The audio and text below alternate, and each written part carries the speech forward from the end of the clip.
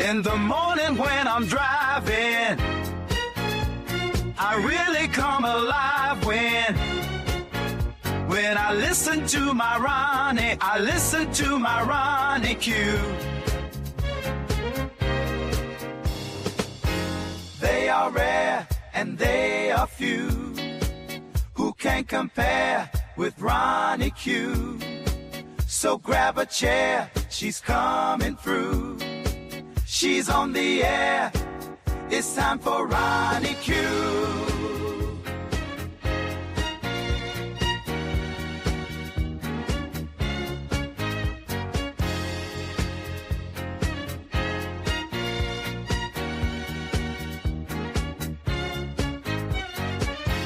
They are rare and they are few who can compare with Ronnie Q.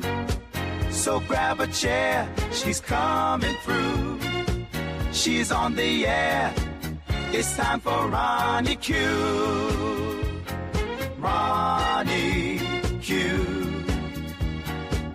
It's time for Ronnie Q. Ronnie Q. It's time for Ronnie. In the morning while I'm driving, Ronnie, I really come alive when it's time for Ronnie Q. I listen to my Ronnie, Ronnie. I listen to my Ronnie. It's time for Ronnie Q.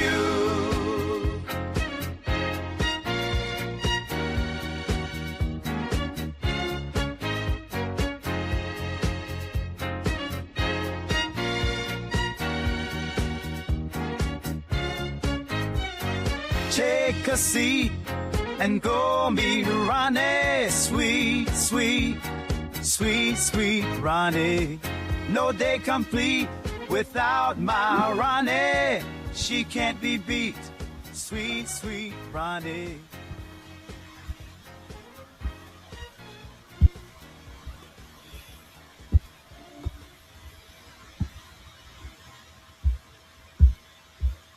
Good morning, good morning, good morning. How are you doing? I hope you had a fabulous weekend. Thank you for joining. Quite an eventful weekend it was as well. So let's get into it. Let me say hello hello to you again. Let me see. I apologize. M. Renee. Hey, M. Renee. Happy holidays. Happy New Year. It's good to see you. 1 second.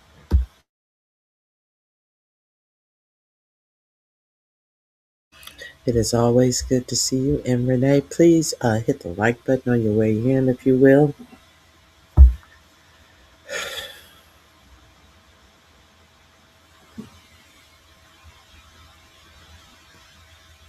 Yeah, I like the regular live as well. I understand what you're saying, and Renee. Now, if you guys did not know, Stephen Miller's wife, it just seems like we have to watch different people in the administration. And Stephen Miller's wife, last I heard, she had left the administration to go work for Elon Musk, but now she's back. Elon Musk left the White House and lost all his popularity, and he lost Katie Miller as well. She didn't even get pumped with another one of his mini babies either. They said that they were screwing. It was reported that they were screwing. So I guess that was a short-lived situation, working situation, personal situation, whichever it was. Now we are getting our news from none other than Stephen Miller's wife, who put out a post. So we got to watch all of their posts. Put out a post of Greenland covered in the American flag. And later on that day, we get 47 is talking about invading Greenland for our national security. Now, we have talked about Greenland already. Of course, we've had to talk about Greenland already, because when he first came into office, he was talking about Greenland, Greenland, Greenland, and invading Canada, and he had to take over Greenland. Uh, what uh, what does our national security have to do with Greenland? Greenland is being paid by Denmark. They get a steady pay from Denmark because there are no jobs or anything on Greenland. So the president, who is bought Elon Musk in to take our jobs, is going to take over Greenland. So what's going to happen to the people of Greenland? Are you surprised that the people of Greenland? Hey, Liz, Livels. Do you think the people of Greenland are excited? And how will this impact our national security? The only thing closest up to Greenland is what? Russia? So we need to protect ourselves from Russia by taking over Greenland. See, I talked to you guys also, the ones that come over here. Y'all know about this sphere of influence that these uh, world leaders, especially 45, 47, are trying to tackle. The sphere of influence that would be 45, 47 sphere would actually go from Greenland all the way down through South America, uh, the islands, Jamaica, uh, Cuba, Jamaica, all Venezuela, all of this. So if you're not surprised, 4547 has actually put out a post of himself, a cartoon post of himself standing on a world map with one foot in Greenland and the other foot all the way down in South America, somewhere, all the way down. So he feels that this is his sphere of the world, and he can go through any of these nations and do anything that he wants to, and go rob and steal and pillage all of these nations to make billionaires rich. Now, most of these billionaires who are getting the corporate welfare aren't even American. They are immigrants to America. So, what is all of this doing for the American citizen? Is what I want to know. Nothing. This is doing nothing for the American citizen, and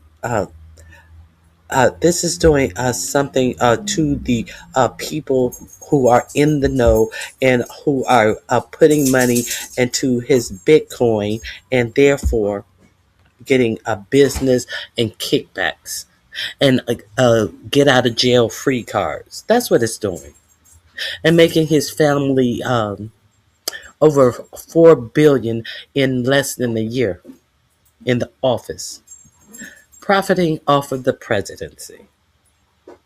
And it must be nice. I guess it's really nice. So, I talked about the sphere of influence. Uh, Hold on one second. I gotta sneeze.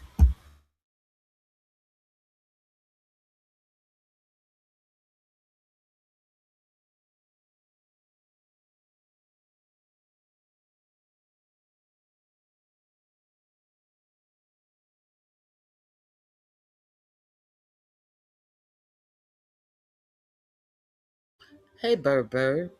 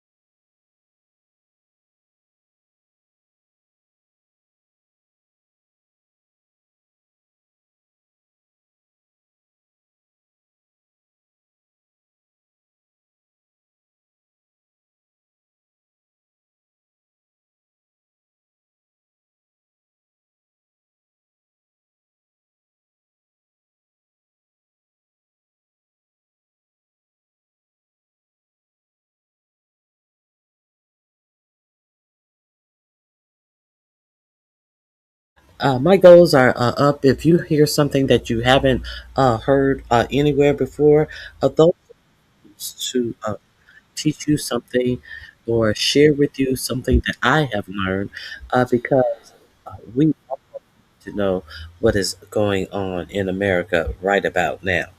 Now, the other problem with this sphere of influence is, so what's the end game here? So, if this is the sphere of influence, all of this is the Western sphere of influence, and if Venezuela is doing business with China and who else? Russia. If you're unaware, Russia has come out and said that they were disappointed and they want Maduro back in office. Even hinting and talking about nuclear weapons. So, curious. Yes, the same Russia who invaded Ukraine. So, it made me think that Russia has the nerves to invade Ukraine, but wants the U.S. To not do anything to its business partner in Venezuela. So, if this is the sphere of influences, so would Russia be okay with it? Would Russia say, "Oh, okay, well, I'm gonna let you have it this time"? If 45-47 says, "Okay, I'm gonna go ahead and let you have Ukraine," because 45-47 has always showed us that he didn't care to what happens to Ukraine. He has long told us this, talking about trying to blame everything on the Ukraine who was invaded, saying that they spent too much money when in fact they're mostly sending weapons and old equipment. And he's equating it to a dollar amount that has been spent in the Ukraine. So, is this going to be a little easy swap that they're going to try to do?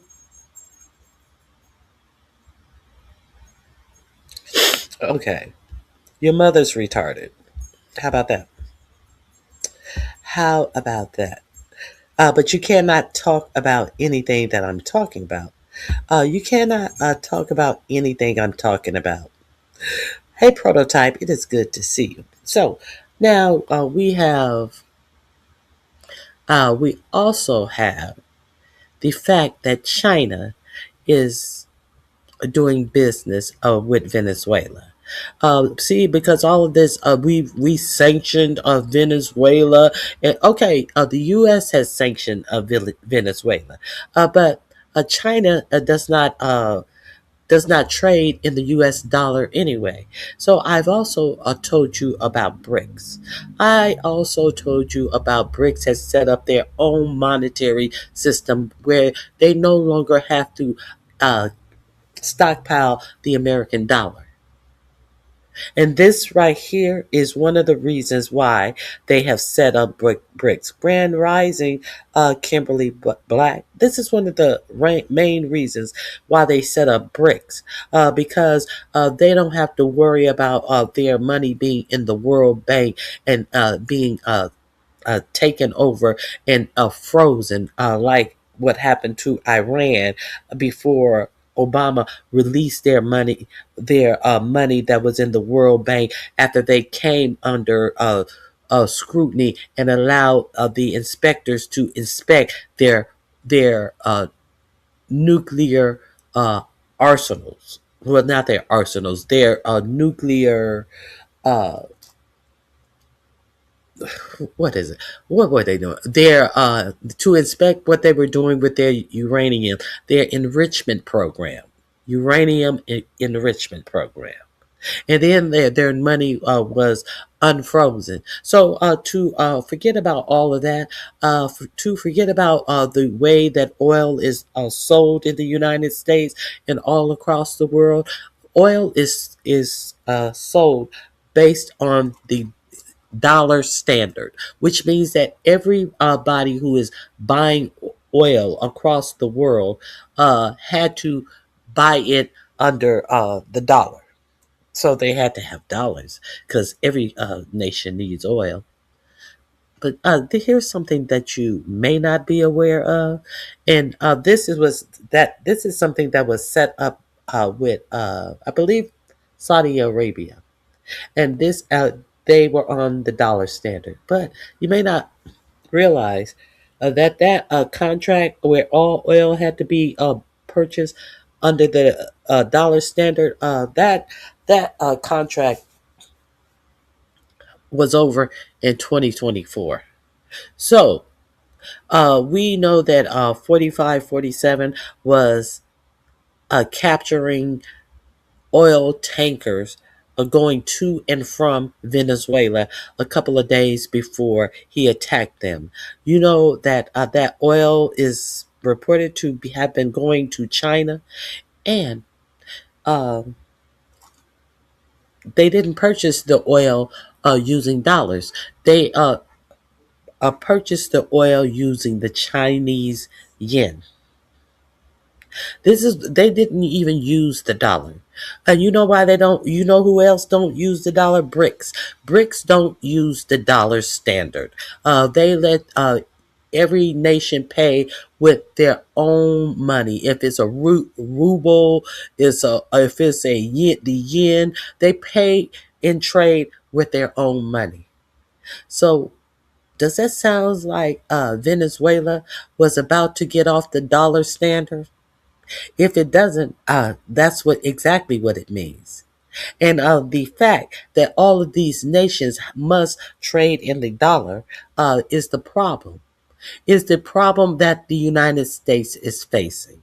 Because if more nations go and do what the fuck they want to do, the United States can print up more money. The United States won't have other nations buying bonds. And what will happen to the United States? It would fail. It will fail. The same thing that I talked about this when I started talking to you about the BRICS. All of the nations that are joining the BRICS. So what do you think that all of these nations are doing now that 45, 47 has come in here slinging balls and don't know how to run a motherfucking successful casino?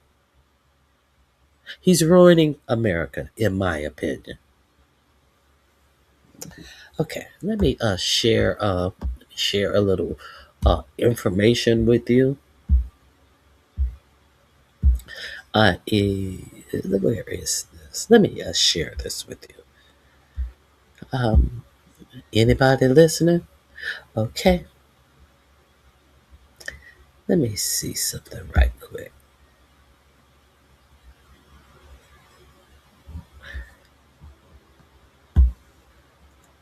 I want to share this with you.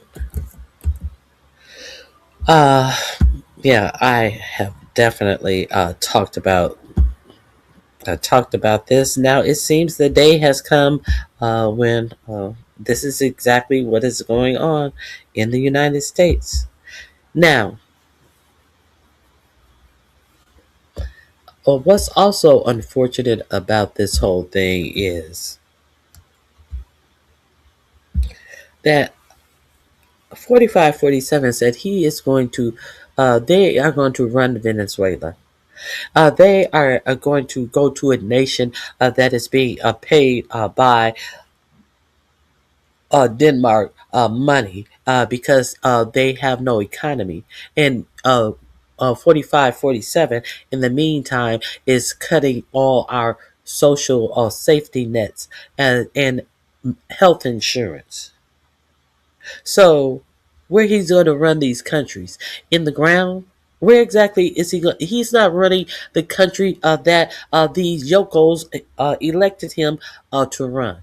So, let that sink in. Let me share something with you. You don't have to take my word for it. You know, Ronnie Q don't know nothing. She don't know what she be talking about. Let me share this with you.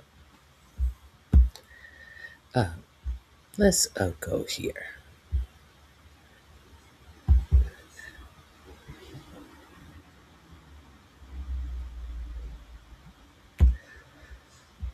This is a economic warning. I would like to share this information with you. Hey, foot soldier, Grand Rising.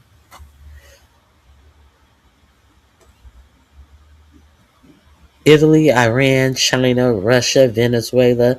It's not going out without a fight. It's about to get very active. I concur. Now, we do know that 45, 47 had the audacity to say that he's going to possibly strike Cuba next. He talked about Cuba. He's talked about Iran. He's talked about striking Colombia and one other place. All of these different places. The only one that was out of their sphere of influence was Iran. But he's talking about all of these places that he will go to and strike. Hey, oh, that's M. Renee. Oh, no, that's Lena. Hey, Lena, pretty brown eyes. Let me share this with you guys. All of my links will be in the description box if you want to go back to them. I'm not going to play the whole thing. There is something in this that I want to share with you. Some information right here. This is what really happened in Venezuela and why it matters. I think let me see if I can find it right here.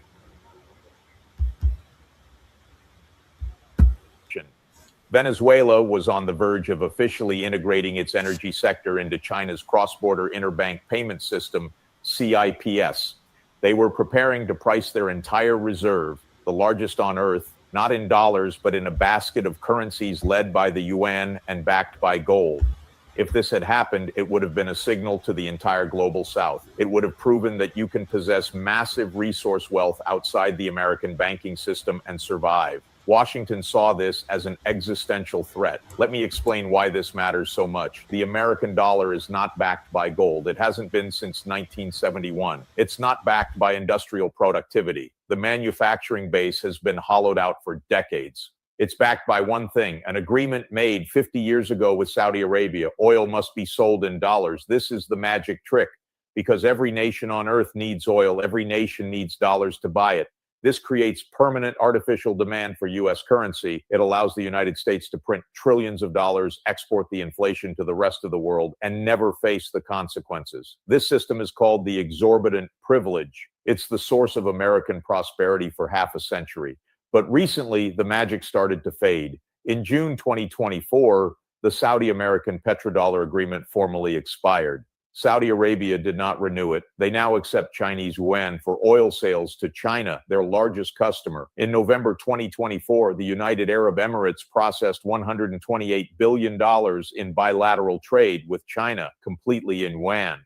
Russia sells oil to India in rupees and rubles. Iran sells to China in yuan. The dollar's share of global foreign exchange reserves fell from 71% in 1999 to 58% in 2024. Each percentage point of decline represents approximately $350 billion in reduced demand for U.S. Treasury bonds.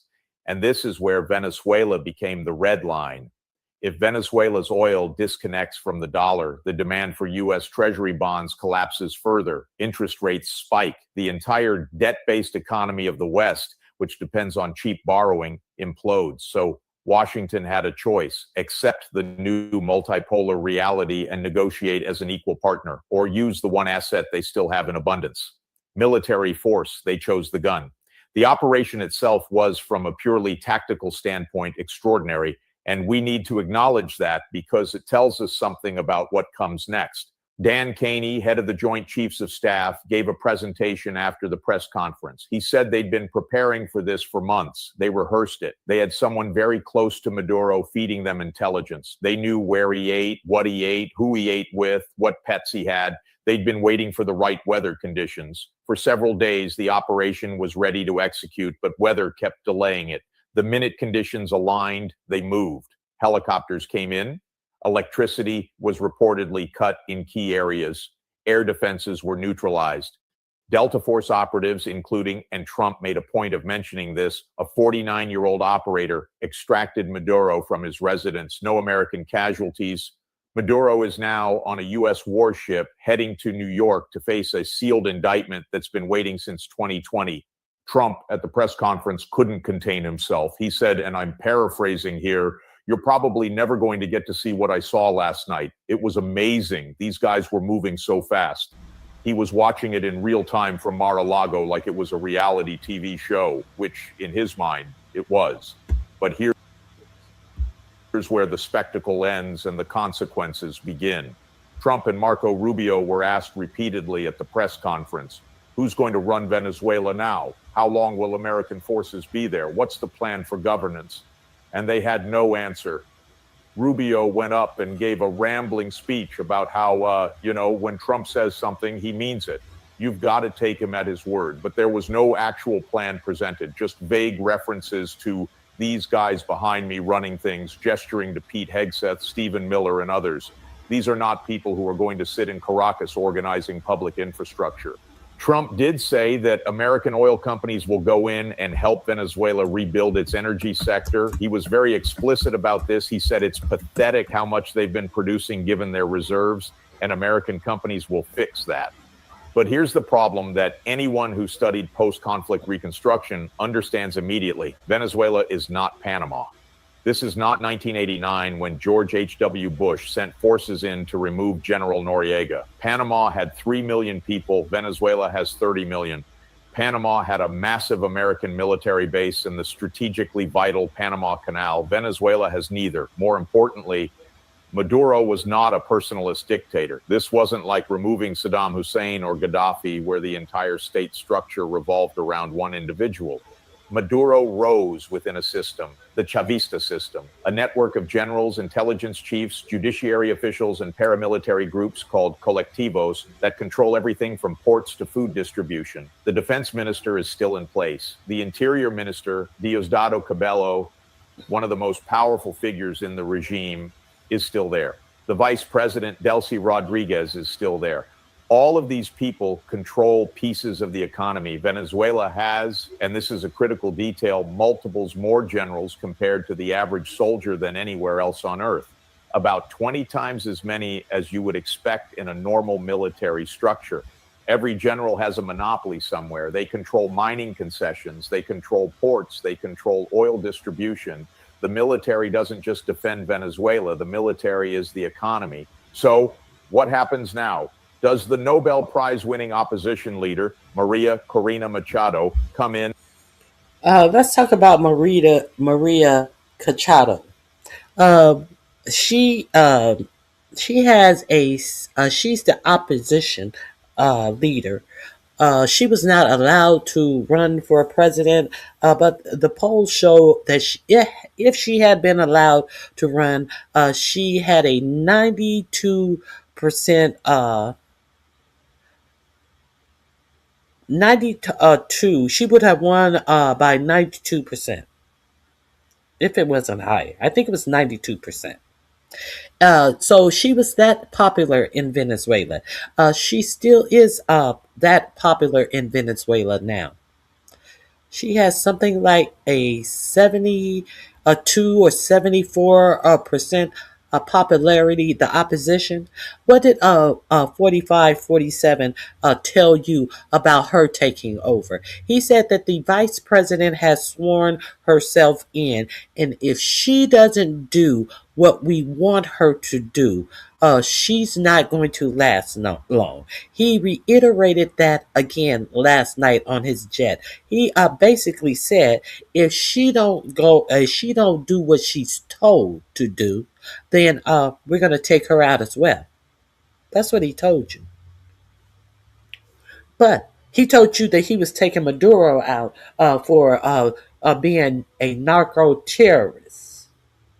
But and Marco Rubio sat and stumbled all over Sunday programs Meet the Press and George Stephanopoulos show, he told you that no, this is not we didn't need to go to Congress because this wasn't a military action. This was more like a police action. He had a warrant out for him, so we went in and we arrested him on his warrant that he has. But if that's what it was, everything's good. You have him. All is good. Carry on, Venezuela. No, all is not good.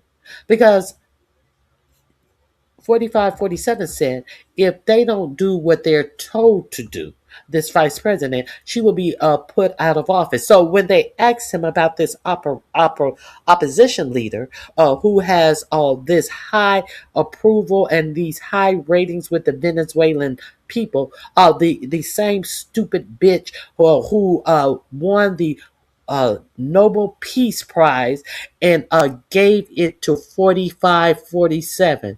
This bitch bowed down and licked ass. She gave her Nobel Peace Prize to Donald Trump, this same woman.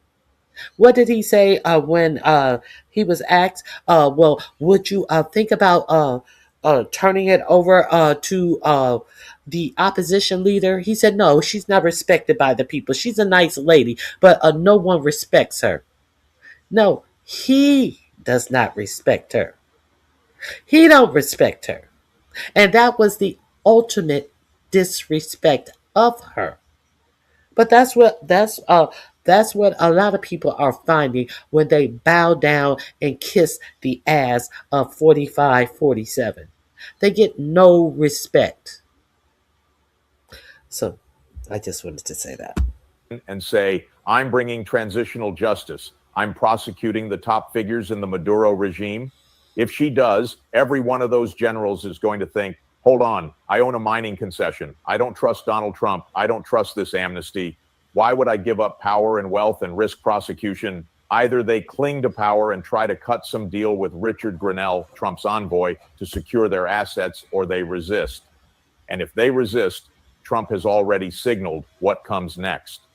At the press conference, he said very clearly, we had a second wave of attacks ready to go. He repeated this multiple times. The message was obvious. Fall in line or we hit you again. But this is where the operation, tactically brilliant as it was, becomes strategically catastrophic because the rest of the world is watching. Every country in the global south, from Nigeria to Brazil to Indonesia, is looking at Venezuela and thinking the same thing. If we refuse to sell our resources in dollars, will they come for us next? This fear does. He's also talking about more strikes on Nigeria. And if the Nigerian people don't stop these Christians from being killed, we're going back in guns blazing. When there have been more Muslim people who have been killed in Nigeria and can continue to be killed in Nigeria. He did a big Merry Christmas bombing in Nigeria, and on Christmas Eve, there was a mosque that was destroyed. But did he say anything about that? Did he say anything about that? No, he said absolutely nothing about that. By the numbers, this tribal stuff that they have going on in Nigeria, he actually struck a part of Nigeria that does not even have this tribal these tribal killings of Muslims and Christians. They're not killing them because they're Christians. They're killing them because they're warlords in that part of Nigeria. Understand this. But he is reporting to you and these naive dummies, the uneducated, that they're fighting because they're Christians. They're not fighting because they're Christian. What's Christian about this nation? What's Christian about your government? What's Christian about these people on the right who are trying to hide and wash and erase names of people who had pedoed young girls? Is that Christian right? They want to pretend like this is a Christian nation, as this is what your government is doing. As he told Marjorie Taylor Greene, don't sign this what was it called? Do not sign on to this law that will make the Department of Justice release all of these files. He told Marjorie Taylor Greene, and she does have witnesses because she had his ass on speakerphone. You're gonna hurt all of my friends. You're gonna hurt my friends because their names would be released in these pedophile papers. So this the Christian nation these people like to speak of, where you have all of these numbnuts in Turning Point USA, all of these dumb nerds in Turning Point USA who can't get a piece of pussy, who are so maladjusted in life that they want to blame everything on everyone else instead of people telling them, man up. This is how you talk to a woman. You have all of these. We're Christians and we're God. And you're not. You're not anything. You're an imp.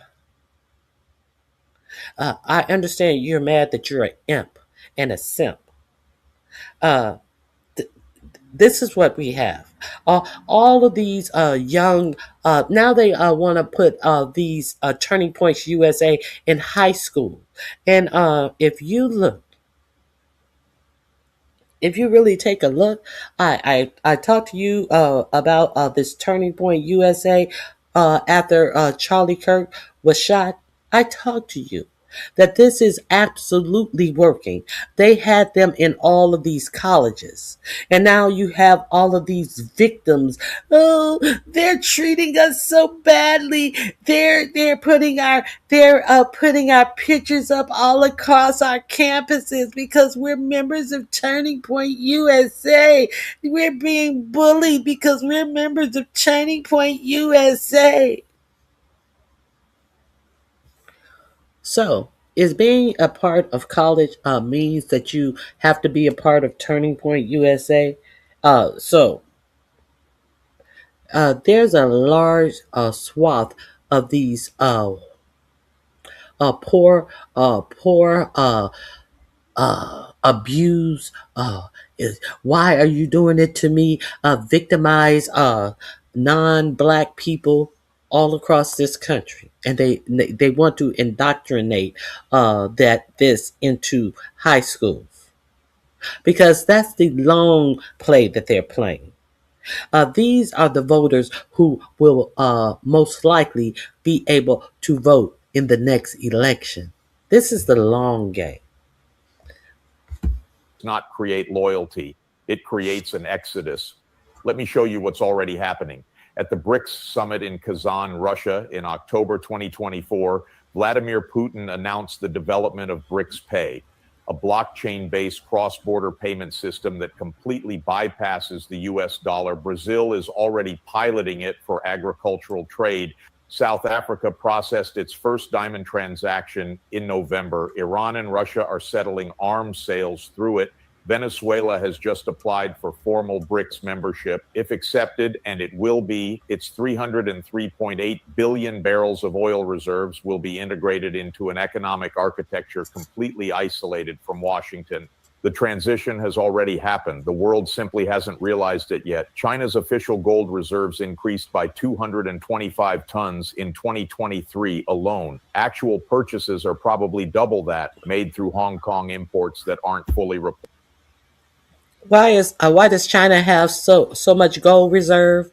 Because they no longer have to reserve the dollar. I told you about that when it was happening many months ago. That all of these nations were stockpiling gold. And if you come over to Ronnie Q, you may not know what Skeezer Lemon is pretending like he's interested in, but you do know about what's happening in the real world. You may know that. Okay, so we've talked about this in depth over here on my channel. The link is in the description box. If anybody want to hit the link, I'm going to pin it to the chat as well. Russia was completely excluded from SWIFT in 2022. Their response? Build the financial message transfer system, now processing 30% of Russian domestic payments and expanding to 159 financial institutions in 20 countries. China launched CEPS in 2015. As of early 2025, it connects 1,423 financial institutions in 109 countries. It processes $436 billion in daily transactions, completely outside dollar-based clearing systems. The BRICS expansion in 2023 added Saudi Arabia, Iran, the United Arab Emirates, Egypt, and Ethiopia. That's 45% of the world's population, 36% of global GDP in purchasing power parity terms, and control of 72% of the planet's proven oil reserves. By attacking Venezuela to secure its oil fields, the United States has proved exactly why the world needs an alternative system. They've validated every speech Putin and Xi Jinping have ever made about American unilateralism and aggression. Before this operation, countries used the dollar because it was convenient, stable, and the infrastructure was already there. After this operation, countries will dump the dollar because holding U.S. assets now means you're vulnerable. It means your sovereignty is conditional. The petrodollar is no longer a trade agreement. It's a hostage situation. Now let's talk about the legal dimension, because this... Okay, so he talked about earlier in this. I found this riveting. He talked about this earlier about the United States crude oil that they are pumping and that they are refining. That the U.S. oil is light oil crude, but actually the U.S. need that sludge thicker crude that Venezuela has plenty of, and this is what Venezuela is actually pumping. He compared the crude that our refineries are refining to champagne, and I think he described the crude that Venezuela is pumping something. I think he called it like honey, thick like honey, while we are refining something like champagne. I forget the exact thing that he described Venezuela's crude as, to give you a picture of what we are. Well, now he also talked about our reserves that have dwindled down to below the things, below the amounts that we will need. Our oil reserves have dwindled. So, uh, Prototype said something very interesting. The vice president of Venezuela. Now, when 4547 came to you and lied to you and said that the vice president of Venezuela is going to do what they want her to do, she came out, and what did she tell you? I just know what she said. I don't know anything about too much about their politics or anything, but she said that Maduro is their president, and they want him released and they want him back. It does not seem like she's going to do exactly what they tell her to do. It doesn't seem like that at all. So let's get into the lies that happened over this weekend. Knowing all of this, Marco Rubio had the audacity to show his face on the morning talk shows. And we're going to get into it. The writing has been on the wall for years regarding the changes in currency. These nations are ready as they should be. As they should be. As 4547 is out here telling you that he's gonna do something to these other nations. I'm gonna put tariffs on these other nations, and it's gonna bring so much money into the U.S. Well, how is that working out for you? As you are the people who are paying the tariffs.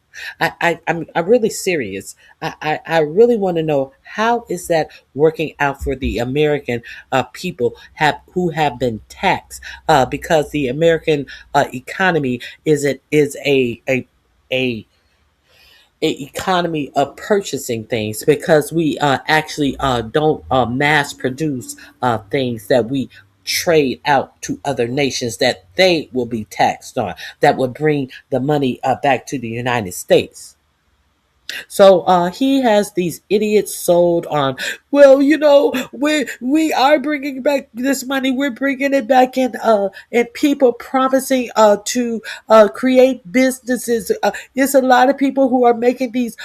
We're gonna investments. We're gonna invest $800 billion in the United States, but it takes time. He said he was going to bring down prices on day one. Well, egg prices are down. Egg prices are down because the bird flu is over. You want to pretend like egg prices was just up because that's something that the Biden administration didn't give a fuck about. Anytime that there's bird flu and they have to destroy chickens and their eggs, there's going to be a egg shortage. But what has ever been done about price gouging? Nothing. Absolutely nothing. What has been done about all of these millionaires and billionaires who hire these undocumented workers to work for them? What has been done to them? Nothing. Absolutely nothing. What has been done to all of these insurance companies who you pay your insurance to, and then they skimp on the services so they can have more money to share with their stockholders? Nothing. Because that's the American way. If you're a billionaire, let the people suffer. But you have a whole lot of ignorant people who are buying into this hook, line, and sinker. Now, let's get to keg breath, shall we? No, no, no. Well, we're going to get to Marco Rubio on these morning shows.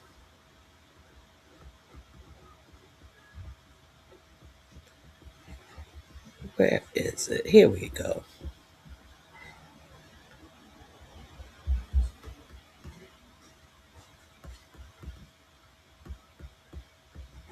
Oh, where is it? Here we go.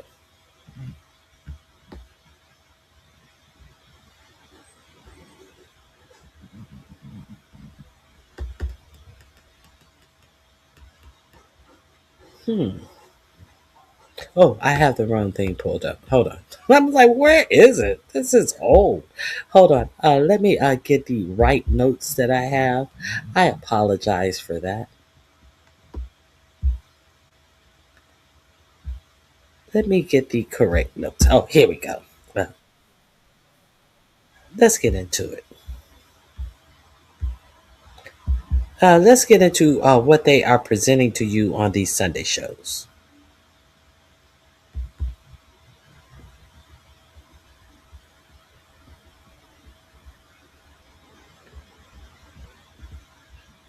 Where is Marco Rubio? Here we go.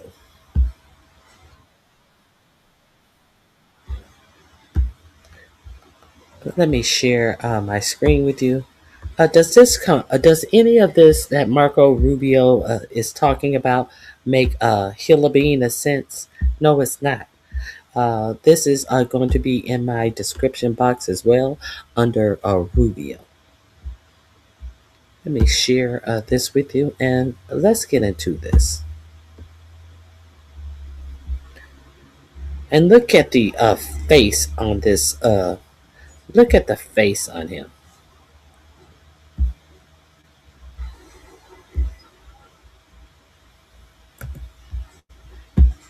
This morning, President Trump was pretty clear yesterday. He said the United States is going to run Venezuela. Under what legal authority? Well, first of all, what's going to happen here is that we have a quarantine on their oil. That means their economy will not be able to move forward until the conditions that are in the national interest of the United States and the interest of the Venezuelan people are met. And that's what we intend to do. So that leverage remains. The national interest of the United States came first, and the Venezuelan people. But I thought that you said that this was not any type of military action. I thought he's going to go back and tell you that this wasn't a military action. This was a police action. But you hear what he said right here. Leverage is ongoing. People forward until the conditions that are in the national quarantine. Well, first of all, what's going to happen here is that we have a quarantine on their oil. That means their economy will not be able to move forward until the conditions that are in the national interest of the United States and the interest of the Venezuelan people are met. And that's what we intend to do. So that leverage remains, that leverage is ongoing, and we expect that it's going to lead to results here. We're hopeful that it does, positive results for the people of Venezuela, but ultimately, most importantly for us, in the national interest of the United States. We will no longer have, hopefully, as we move forward here, we'll set the conditions so that we no longer have in our... For the people of Venezuela, but mostly for us. Mostly for us. But I thought that this was about narco drugs. But that wasn't even the question that was presented to him. Under what authority will the U.S. be now running Venezuela? So they are trying to make you believe that you have something to gain out of this. What will you be gaining out of this? What have you ever gained when they go and have these regime changes? What most American citizens gain? They gain the death of their loved ones who are serving in the military. That's the biggest gains that the average American people get out of these types of fucking bullshit ploys. But they want to feed it to you like you're going to benefit from this. hemisphere of Venezuela, that's the crossroads for here in the national interest of the United States. We will no longer have, hopefully, as we move forward here, we'll set the conditions so that we no longer have in our hemisphere of Venezuela, that's the crossroads for many of our adversaries around the world, including Iran and Hezbollah, is no longer sending us drug gangs, is no longer sending us drug boats, is no longer a narco trafficking paradise for all those drugs coming out of Colombia to go in through the Caribbean and towards the United States. And obviously, we want a better future for the people of Venezuela. We want them to have an oil industry where the wealth goes to the people, not to a handful of corrupt individuals and stolen by, pirates all over the world. That's what we're working towards, and we intend to use the leverage we have to help achieve that. Let me ask the question again. What is the legal authority for the United States to be running Venezuela? Well, I explained to you what our goals are and how... No, he didn't ask you what your goals were. He never asked you what your goals were. Let me ask the question again. What is the legal authority for the United States to be running Venezuela? And you got a whole lot of word salad that means nothing to nobody, talking about there would not be certain people who are only a few people who are gaining money. How are you going to give the money back to the Venezuelan people? The Venezuelan people don't need you to tell them how you're going to give them their money back. If the opposition leader, if the vote is set like it is supposed to be set under the new vice president of Venezuela, there is a period of time that Venezuela will have to have a national vote. What do you have to do with that? And if the opposition leader, who is still popular, who 4547 says that she's not respected, if she win, she's supported by the people of Venezuela. Yeah, you want to say that Maduro was an illegal president because he was, and he did something like he did the same thing that 4547 did in 2020. He stopped the counting of the votes. You remember when 4547 came out and claimed that he had won the 2020 election before they had finished counting the votes? Do you remember that happening in the United States of America? Because he definitely took the stage and said an acceptance speech. He definitely told different states to stop counting the votes. That was the first. That was the first lie that he did, trying to steal the 2020 elections. So he did the same thing Maduro did, but Maduro did something wrong. Is this what y'all saying? Y'all forgot about that? Well, I'll remind you about that. He did the same thing Maduro had done. But y'all want to say that Maduro is illegitimate? I guess it takes one to know one. We're going to use the leverage to make it happen. As far as what our legal authority is on the quarantine, I'm very simple. We have court orders. These are sanctioned boats, and we get orders from. He didn't ask you about the legalities about having a quarantine.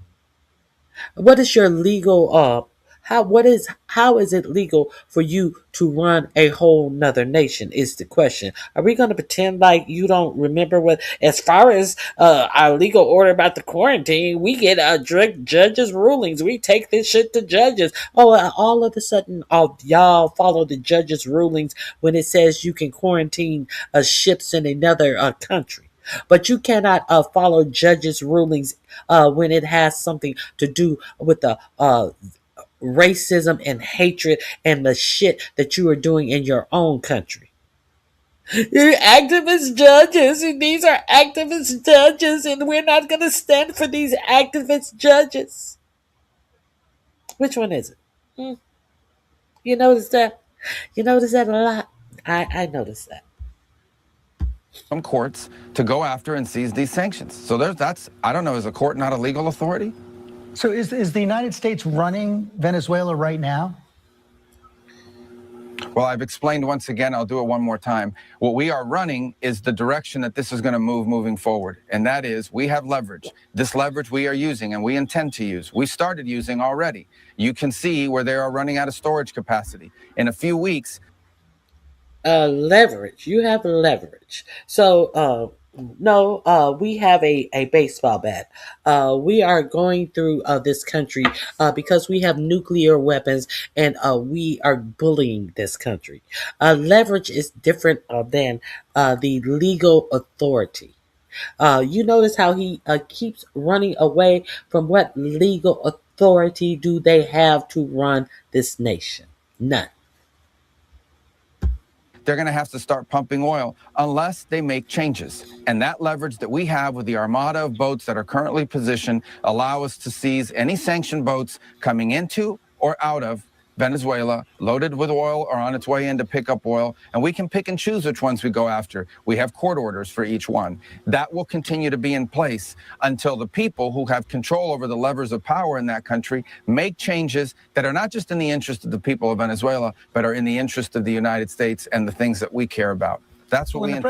So why is it upon the people who are in power of Venezuela to care about American interests, not until they make changes that are going to improve the lives of Venezuela, but more importantly, they make changes that the United States is going to approve of. Make that make sense? Make that make any sense? This is what Marco Rubio, this is the dumb shit that Marco Rubio and these clowns in this administration was actually saying out of their mouth. That you are going to get your wealth out of the ground, and we're going to tell you what you must do with the wealth of your nation. Because what you do with the wealth of your own nation has to be approved by the United States of America. You know, the same country that needs your wealth, the same country that is being blocked out, the same country whose dollar is dying. You need them. They don't need you. We have talked about the fall of great nations. Great nations always fall, and usually the ones that fall hardest have the most arrogant leaders. The arrogant leaders who try to rule with brute power instead of negotiation power. And this is what we have in this president. Let me tell you.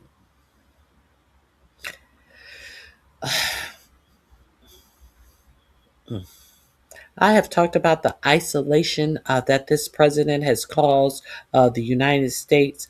More and more people are looking at the United States. These tariffs have the these tariffs that he put on all these other nations have made them go to other partners to trade with instead of the United States.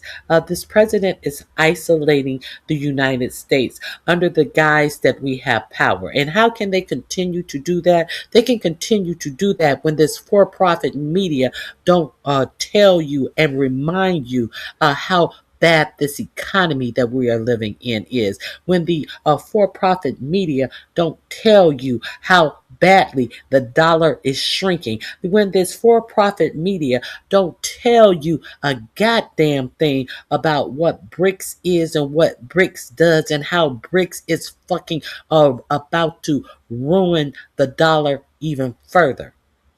And thanks to 47 and his bullshit, there are more and more nations joining the BRICS alliances. But he has these billionaires in his pockets giving him 100 million here, 100 million there, 5 million here.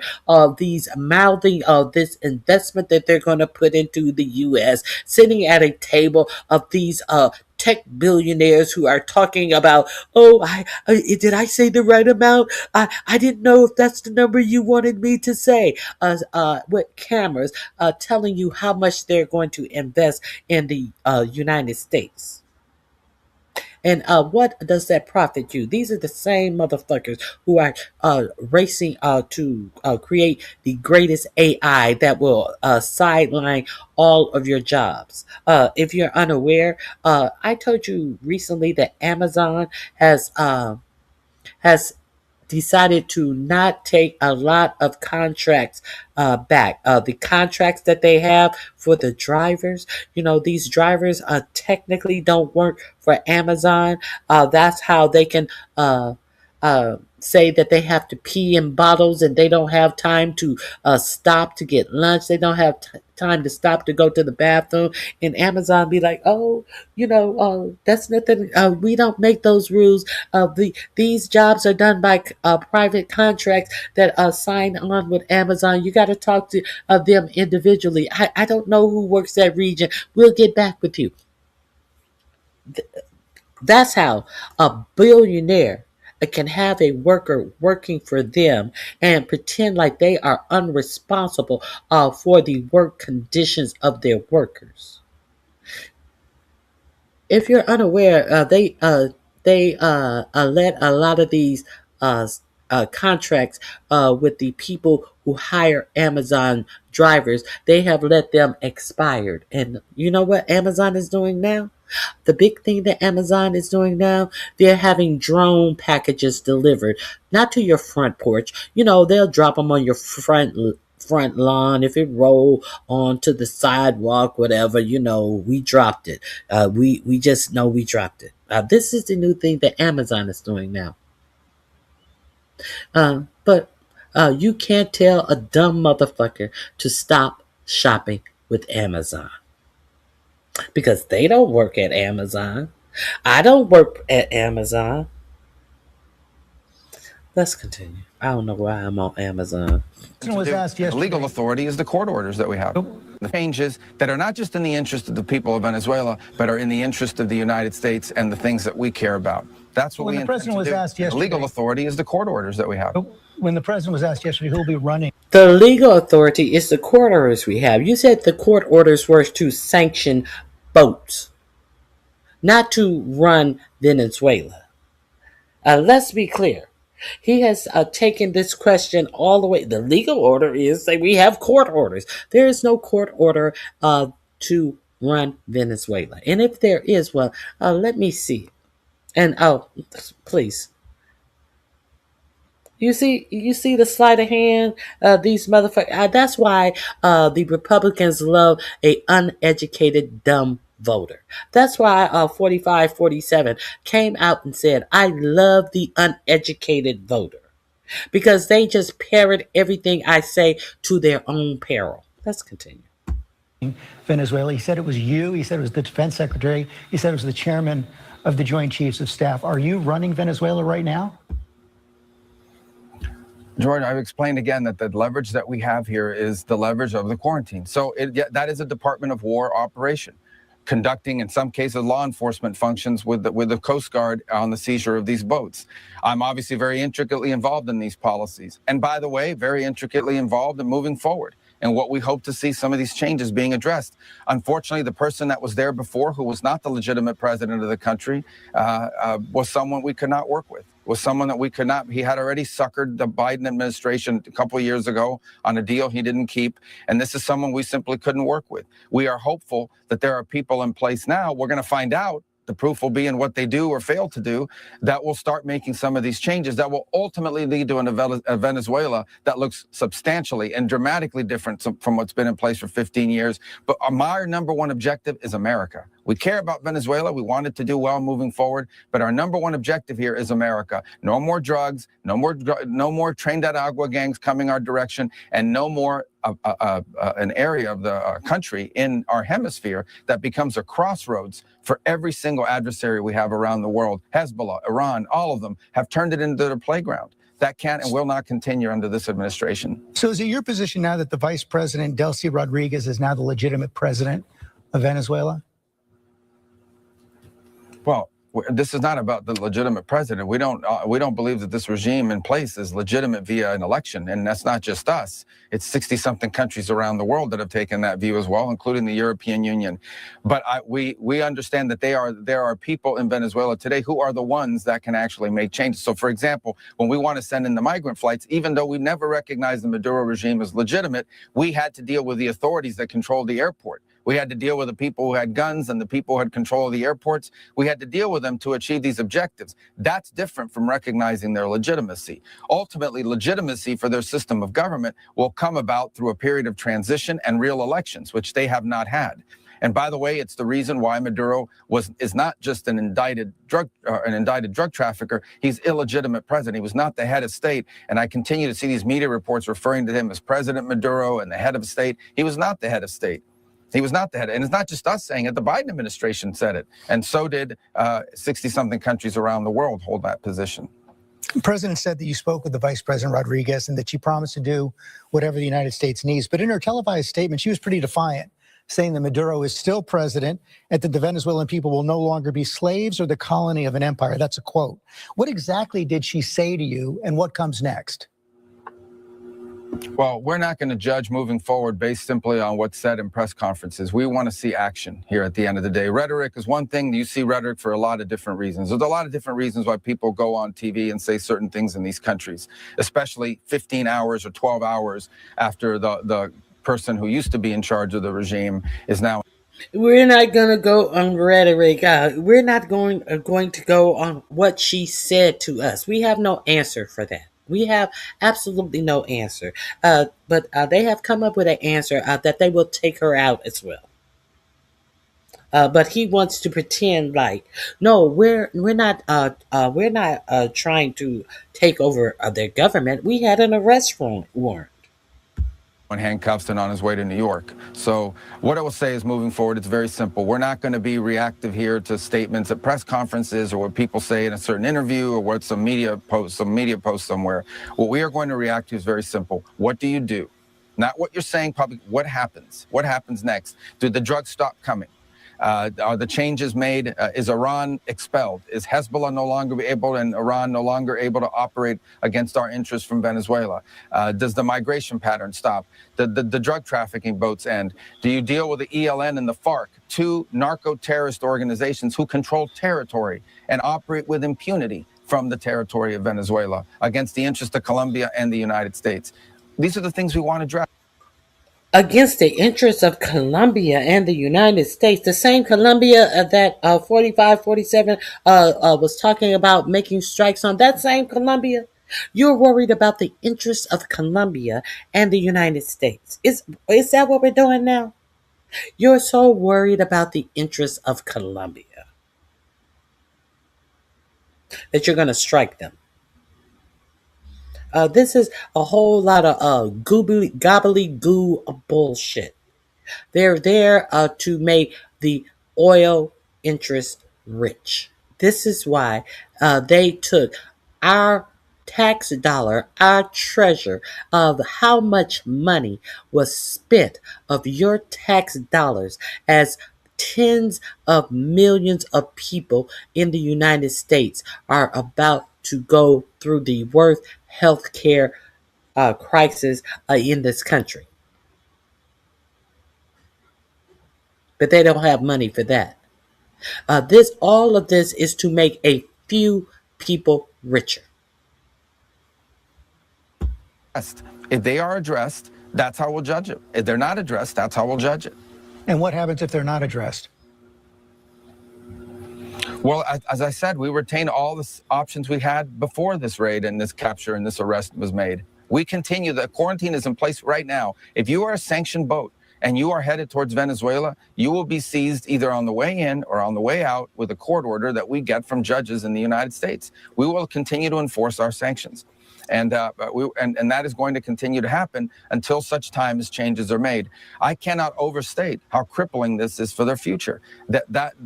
On the other hand, there's an alternative to that. And here's the alternative. And that is an oil industry that actually benefits the people, that actually goes to the benefit, not of people, of the people, not just 2 or 3 or 5 people who are stealing it, and certainly not to Iran.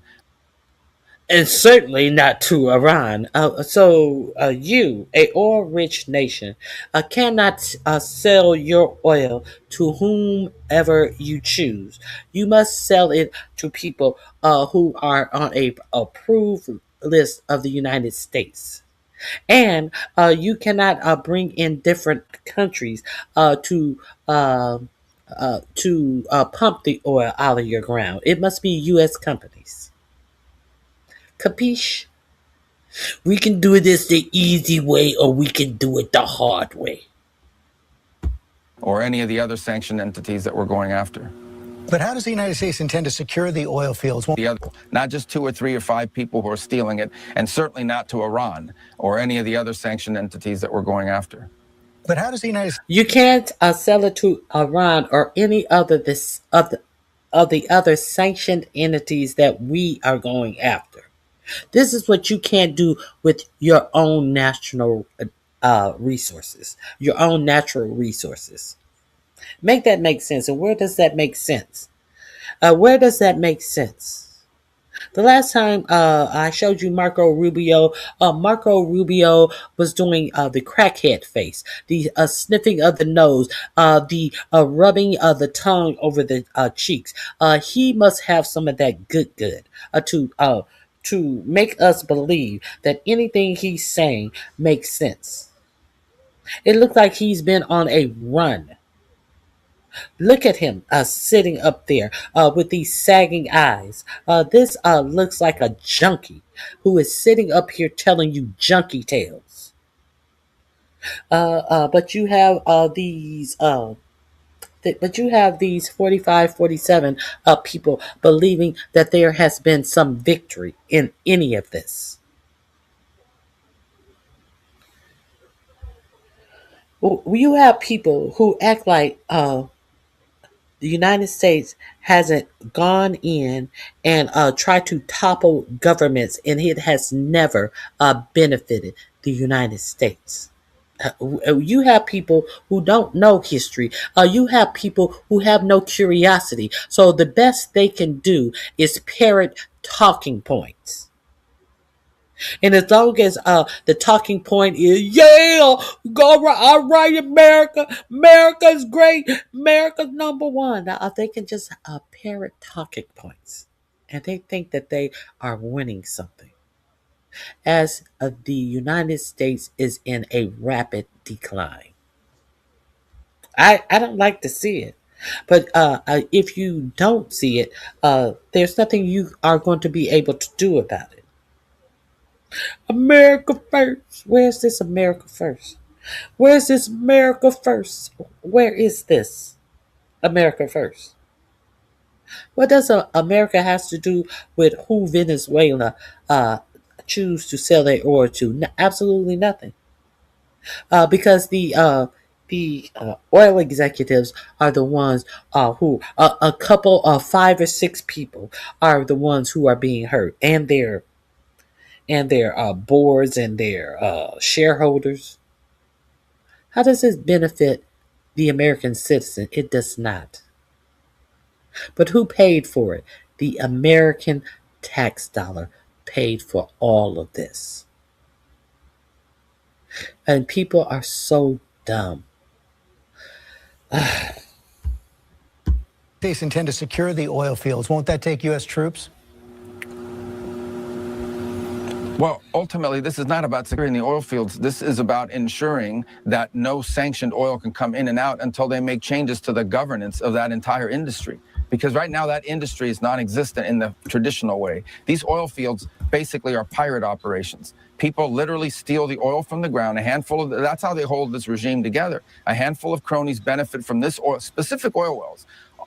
They're producing at like 18% capacity because the equipment is all decrepit, and they basically pocket the money to their benefit. They sell the oil at a discount in global markets, 40 cents on the dollar, 50 cents on the dollar, but all that money goes to them.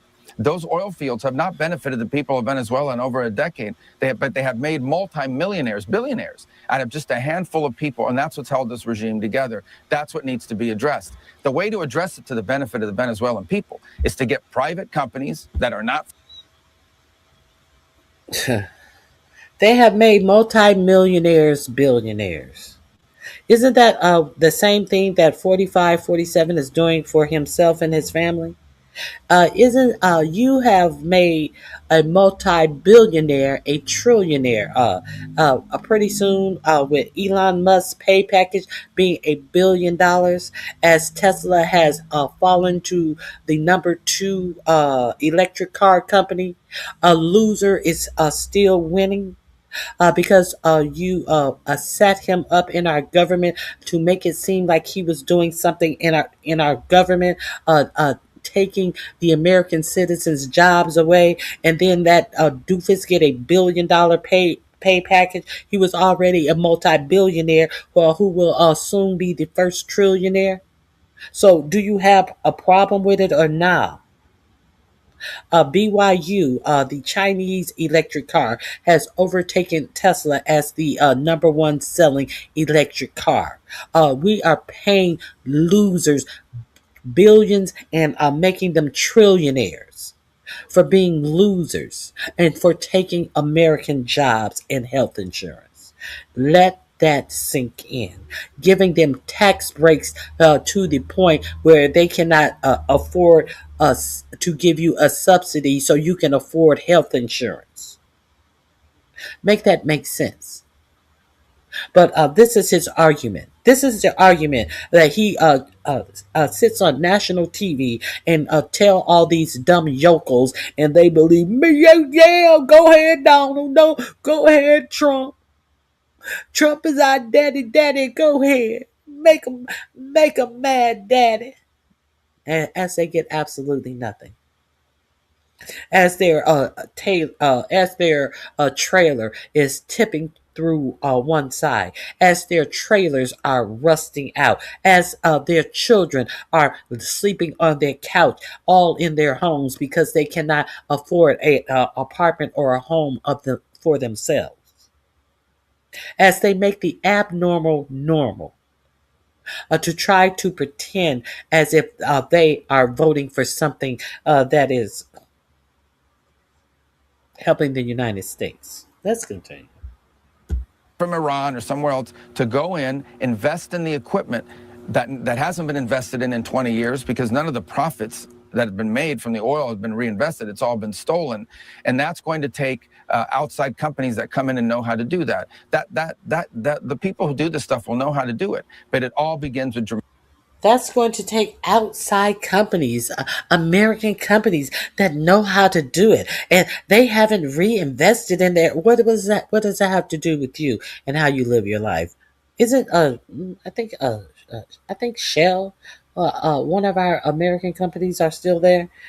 What does that have to do with you and how you live your life? Why do you have to tilt the scale to America about something that has absolutely nothing to do with you. If you need oil, you buy your oil. Who are you to tell? Who are you to tell Venezuela who they can or cannot sell their oil to? Why are we so worried about the oil infrastructure in Venezuela? However, we're not concerned about the infrastructure of American cities and states. And now all of a sudden, infrastructure is important. Are you kidding me? Are you fucking kidding me? This is what this motherfucker had the nerves to tell you. Dramatic changes at the way on the way that the authorities that are in charge of that industry behave. And until those changes happen, this quarantine will remain in place. Chevron is the only American company working in Venezuela right now, only American oil company working in Venezuela right now. Have you gotten commitments from any other U.S. oil companies to go in? Of course he has. I haven't spoken to U.S. oil companies in the last few days, but we're pretty certain that there will be dramatic interest from Western companies, non-Russian, non-Chinese companies will be very interested. Our refineries and Why is it important that it's non-Russian, non-Chinese companies? Why is that so important? Because Russia and Chinese is part of the BRICS. That's why it's important. No Russian, no Chinese, but I thought that Vladimir is 45, 47. Oh, my friend Vladimir. Oh, me and Chi, we get along so swimmingly. Oh, Chi and I, we're such good friends. So why is it so important that there is no Russian or Chinese influence working on the oil reserves and the oil structure of Venezuela's oil? Can you tell me that? Huh? Can you tell me that? BRICS. Brazil, Russia. Who is I? Who is the I in BRICS? India, China, and South Africa. And many, many, many, many more nations have joined the BRICS. Why is it important? the Gulf Coast of the United States are the best. And he's pretty certain that there will be dramatic interest from Western companies, non-Russian, non-Chinese companies will be very interested. Our refineries in the Gulf Coast of the United States are the best in terms of refining this heavy crude. And there's actually been a shortage of heavy crude around the world. So I think there would be tremendous demand and interest from private industry if given the space to do it, if given the opportunity to do it. And that will spin off tremendous royalties for the people of Venezuela, to benefit the people of that country, not the handful of people at the top, but the people. And you know, that can happen. There will be interest. I haven't spoken to. You notice how he can never be specific how this is going to benefit the people of Venezuela, because he don't give a fuck. He don't. They have not tried. They didn't even try hard enough to give you an example in a way how this would benefit the Venezuelan citizen, because they don't give a fuck. Because it's going to benefit billionaires.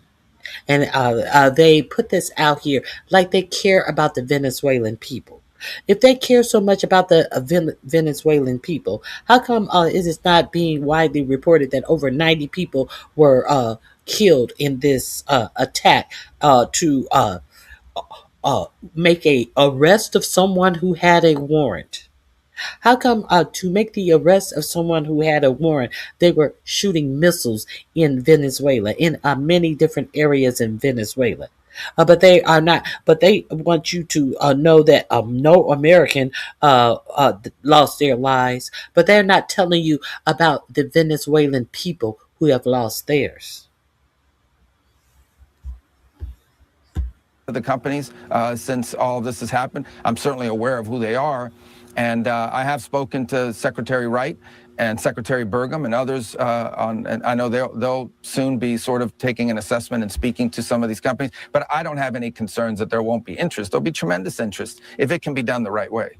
I'm still not clear on what the legal authority is for the United States to run the country of Venezuela, but several members of Congress and other legal experts have said this operation to take Maduro was illegal because you didn't see congressional authorization. Why wasn't congressional authorization necessary? It wasn't necessary because this was not an invasion. We didn't occupy a country. This was an arrest operation. This was a law enforcement operation. He was arrested on the ground in Venezuela by FBI agents, read his rights, and removed from the country. I encourage everyone. I know it's Sunday, people are busy, but the indictments have now been unsealed. People should read this indictment. They should read this indictment. They should read what this man did for the last 15 years of his life against the United States, him and his wife. He was arrested. Obviously, this was not a friendly territory. So in order to arrest him, we had to ask the Department of War to become involved in this operation. The Department of War went in, they hit anything that was a threat to the agents that were going in to arrest him, and they hit anything that was a threat on the way out, and they hit anything that was a threat to them while they were on the ground.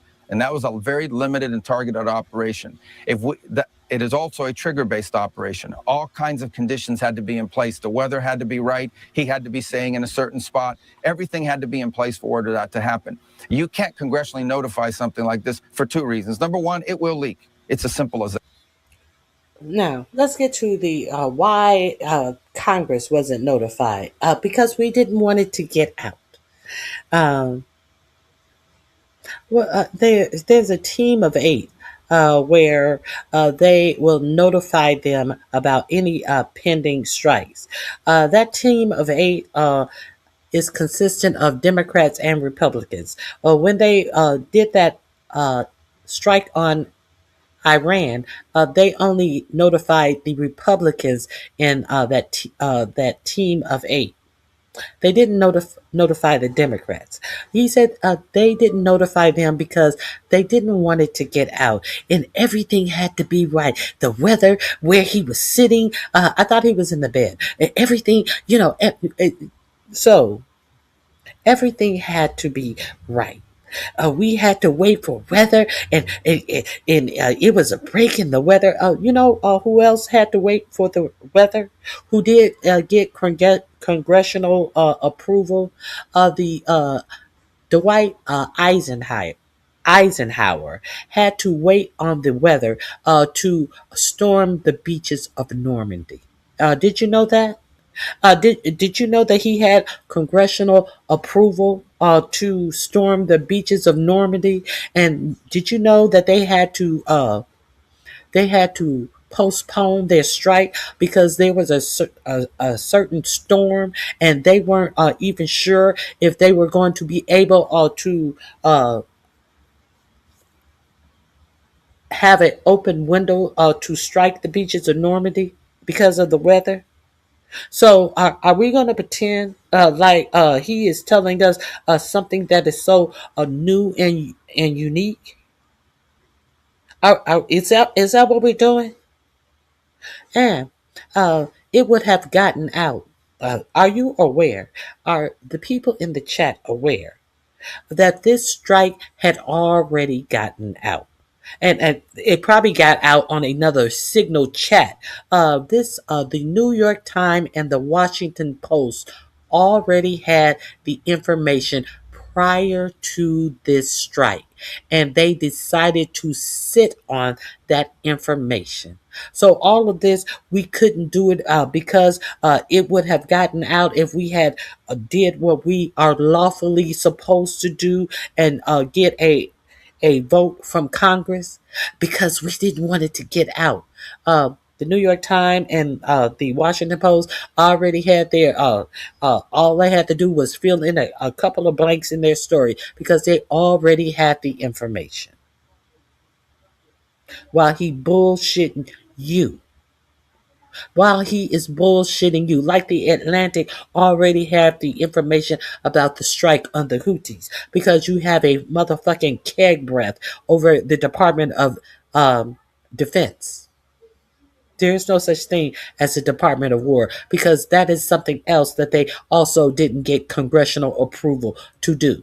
And until they do, it is always and still will be the Department of Defense. These simple concepts. that. And number two, notify trigger-based op, and that was a very limited and targeted operation. It is also a trigger-based operation. All kinds of conditions had to be in place. The weather had to be right. He had to be staying in a certain spot. Everything had to be in place for order that to happen. You can't congressionally notify something like this for two reasons. Number one, it will leak. It's as simple as that. And number two, it's an exigent circumstance. It's an emergent thing. You don't even know if you're going to be able to do it. We can't notify them we're going to do it on a Tuesday or on a Wednesday, because at some points we didn't know if we were going to be able to carry this out. We didn't know if all of the things that had to line up were going to line up at the same time in the right conditions. You know, he had to be at the right place at the right time with the right weather and all sorts of things like that. So those are very difficult to notify. But the number one reason is operational security.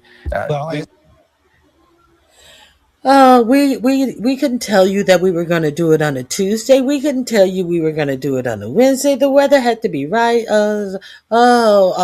This is a unique situation in American military advancements. A very unique. We never had faced anything like this before.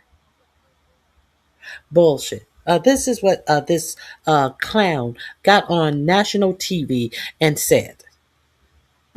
Would have put as you know, carried this on in harm's way. And frankly, a number of media outlets had gotten leaks that this was coming and held it for that very reason. And we thank them for doing that, or lives could have been lost. You thank the media who got leaks. How did the media get these leaks though? But you said that you didn't want to alert Congress because it would leak out, but it still leaked out. So if you guys were the only one who knew about it, how did it leak out to the media?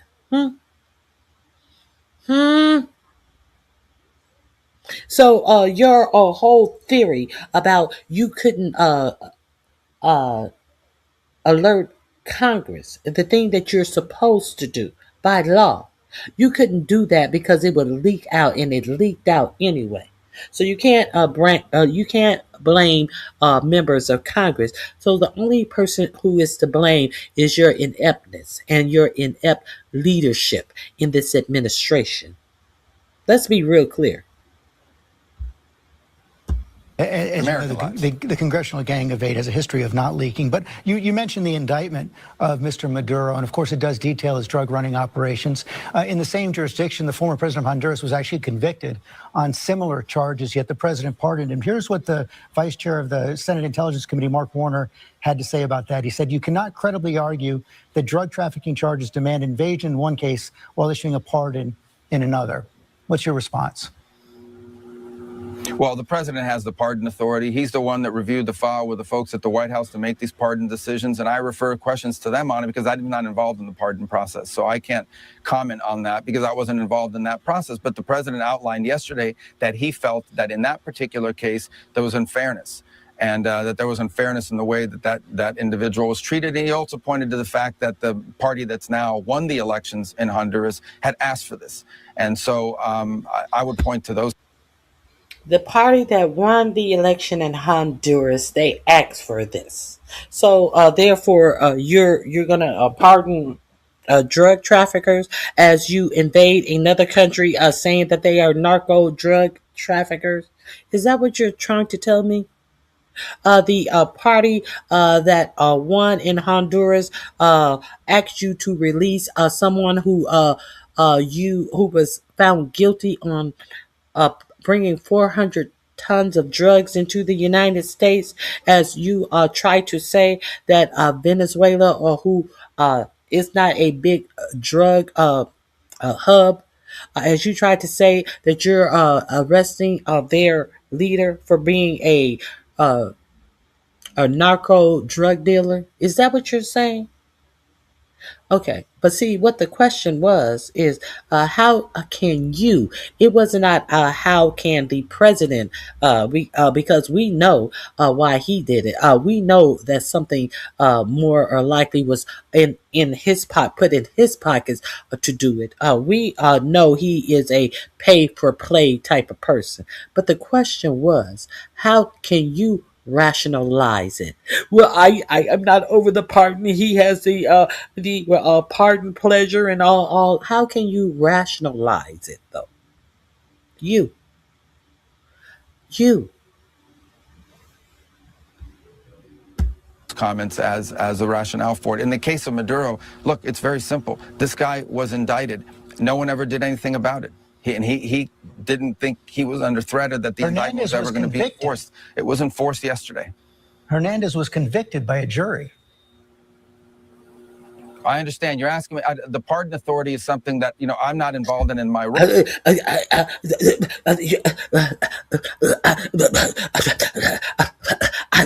I understand that. One man is indicted, and he thought that nothing could ever happen to him.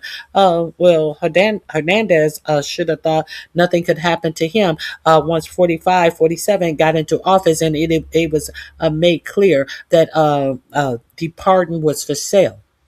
It seems like he had nothing to worry about either.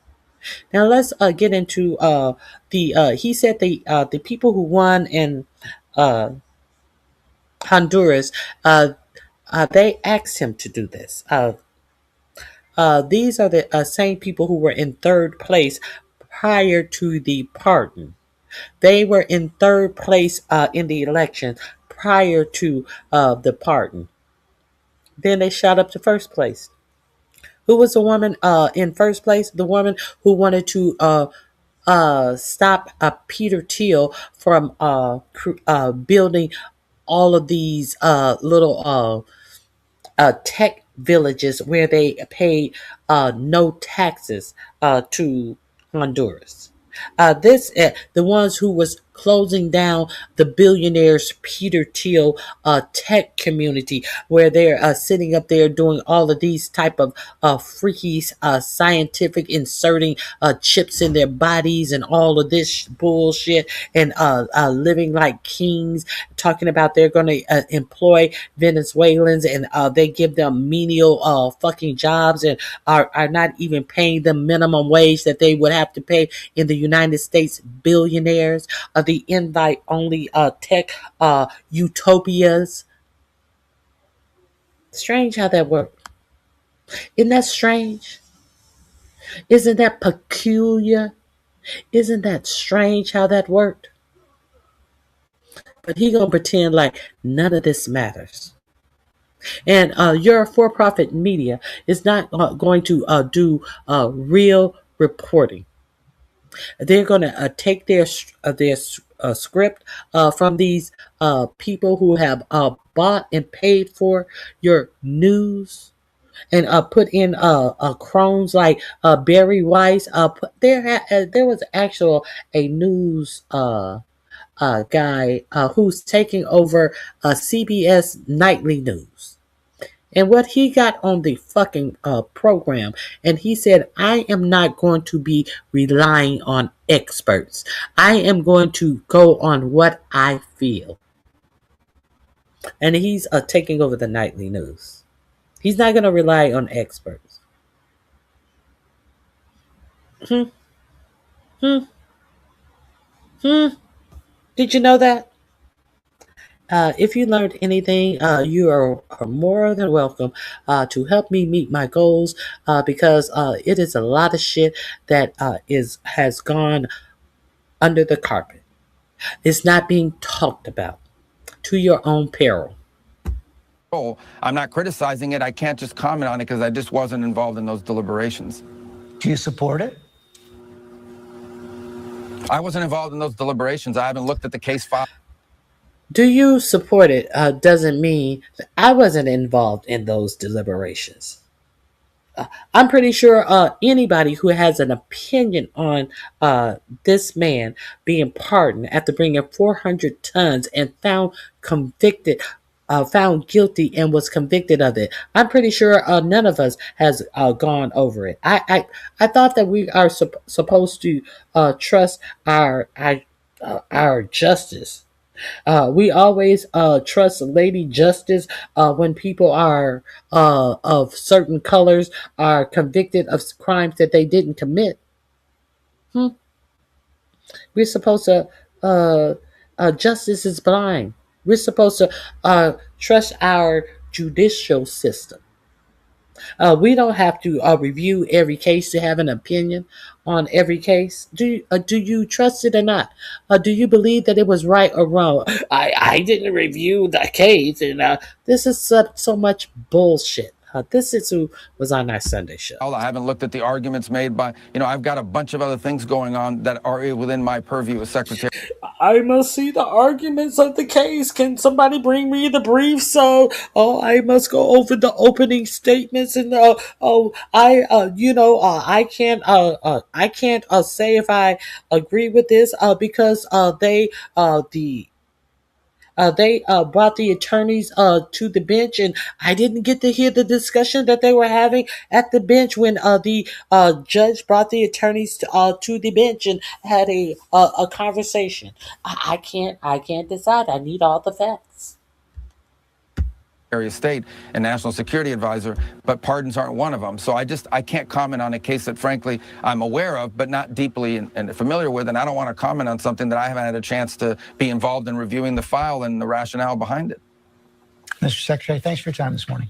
Of course, Marco Rubio ends that interview by saying that he doesn't know about the pardoning of the... Okay, so this link is also in my description box. That link is under something Rubio something. Now he also showed. So around the same time that Secretary of State Marco, he also showed up on. I think this is Meet the Press. This link is also going to be in my description box. Go over here and please check out these people.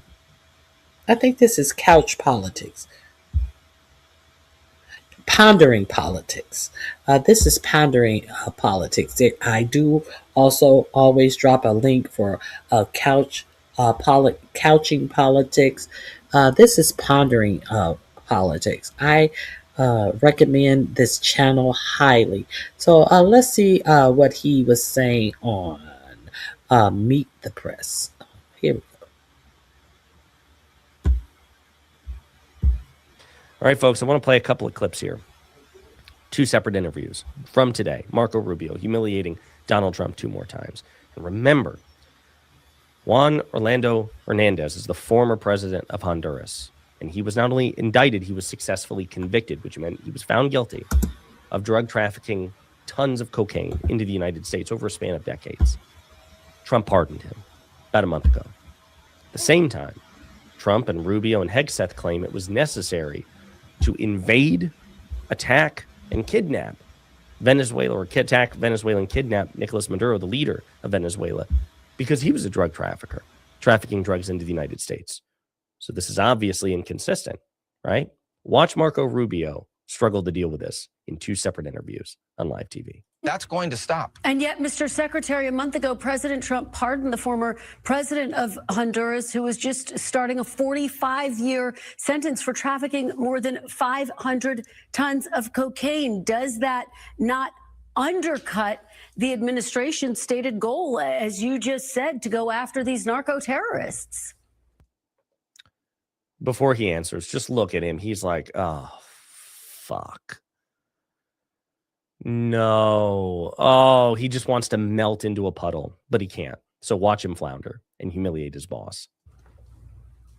Number one, the former president of Honduras. So this is not someone who was in power, had any influence with the politics of Honduras any longer. Number two, I don't do the pardon file. I'm not against it or for it. I just didn't review the file. So I can't speak to you about the dynamics that led the president to make the decision that he made. I think he talked about it yesterday at the press conference. He reviewed the file. He went through the arguments in it, and he felt that the former president of Honduras was treated very unfairly by the previous administration and made the decision that he made. But I think the answer, whether you agree with that decision or not, people can disagree.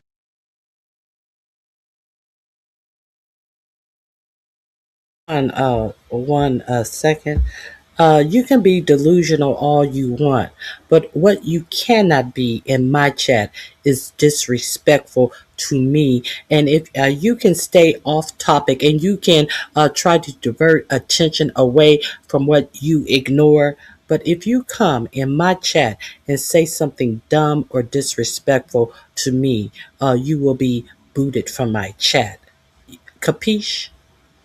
We can do it the easy way, or we can do it the hard way. But don't come in my chat disrespecting me or anyone in my chat. Stupid. Let's continue. I mean, there's people out there who make a living out of disagreeing with anything President Trump does. That doesn't mean you leave Maduro in place. That doesn't mean you don't go after Maduro. That's not the answer. I see people saying that. It's like, well, you know, how can you go after Maduro if you didn't do this? That's absurd. The answer to that, whether you have a problem with it or not, is not to leave in place someone.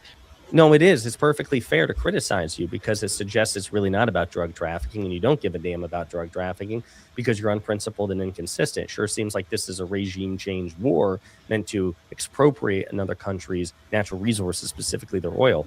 So they are right to hit you on that. And of course, you will always lose the debate. But Marco Rubio is not a dumb guy. He's a smart guy. He really is very smart. And he knows he's fucked. He will always lose any sort of confrontation on that, which is why he said on live TV that he doesn't support. It's like, I don't oppose, but he also said one of the worst phrases you can do as a Trump loyalist. I don't support what Trump did, because of course he doesn't. Deep down, Marco Rubio, you can see it on his face. He doesn't support what Trump did with respect to that pardon, but he's too much of a coward to actually provide any meaningful opposition to it. So the best he can do is have a foot in both worlds and hope that Trump doesn't notice. But then he made the mistake of humiliating Trump a second time in a second interview in one day. Case of Maduro, look, it's very simple. This guy was indicted. No one ever did anything about it. He didn't think he was under threat or that the indictment was ever going to be enforced. It was enforced yesterday. Hernandez was convicted by a jury. I understand. You're asking me, the pardon authority is something that, you know, I'm not involved in my role. I'm not criticizing it. I can't just comment on it because I just wasn't involved in those deliberations. Do you support it? I wasn't involved in those deliberations. I haven't looked at the case file. I haven't looked at the arguments made by, you know, I've got a bunch of other things going on that are within my purview as Secretary of State and National Security Advisor, but pardons aren't one of them. So I can't comment on a case that, frankly, I'm aware of, but not deeply and familiar with. And I don't want to comment on something that I haven't had a chance to be involved in reviewing the file and the rationale behind it. Mr. Secretary, thanks for your time this morning. Look at him. Oh, my God. Look at him. Somebody described it that Marco Rubio is the only one in the cabinet, the expression is, who knows he's going to hell, right? Like, he's the only one with enough wherewithal to go, oh, I've sold my soul. I mean, look at him. He is miserable. He's miserable. He hates his life. It's like one of those, it's like some sort of like deeply tragic play, you know, of a protagonist who's sacrificed all of his principles for power and is deeply miserable as he does it. New York Times weighs in on this. A pardon and prosecution in New York show Trump's personal geopolitics. The facts in the cases of Nicolas Maduro and Juan Orlando Hernandez are strikingly similar. The men's fates are not. Two Latin American strongmen were charged in Manhattan with corrupting their governments, using state power to import hundreds of tons of cocaine into the United States. One, the former president of Honduras, Juan Orlando Hernandez, was abruptly pardoned by Trump last month. The other, Nicolas Maduro of Venezuela, was captured on Saturday in a military raid that Secretary of State Marco Rubio characterized as a law enforcement operation. Maduro was brought to the United States to face allegations of narco-terrorism. The divergent fates of the two men accused of similar crimes by the same prosecutor's office underscore the way that Donald Trump and his aides are using the federal justice system to conduct a highly personalized geopolitics. Trump, when asked on Saturday about his December pardon of Hernandez in light of the operation against Maduro, made no attempt to disguise his feelings about Hernandez. He saw himself in Hernandez. Quote, the man I pardoned was, if you could equate it to us, he was treated like the Biden administration treated a man named Trump. This was a man who was persecuted very unfairly. He was head of the country. The contradiction prompted an outcry from Trump's political opponents. Quote, you cannot credibly argue that drug trafficking charges demand invasion in one case while issuing a pardon in another, said Senator Mark Warner, Democrat of Virginia. The U.S. Attorney's Office for the Southern District of New York has long been the most prominent federal prosecutor's office in the country, and for years was known as its independence from Washington. It took on Wall Street, prosecuted high-ranking political officials from both parties, and in 2022, charged the ex-president of Honduras in what authorities would later characterize as, quote, one of the largest and most violent drug trafficking conspiracies in the world. 2 years later, prosecutors asked a judge to ensure that Hernandez died in prison, saying that he'd abused his power, had connections to violent traffickers, and was responsible for, quote, unfathomable destruction cocaine had caused in the United States. Trump pardoned him nonetheless. My boy Donnie Jr., he's still living. Donnie Jr. I had no problem with that. Where's the Donnie Jr.? Okay. Now we see that we are in a full blown conversation of the hypocrisy of 47. Now let's continue. Less.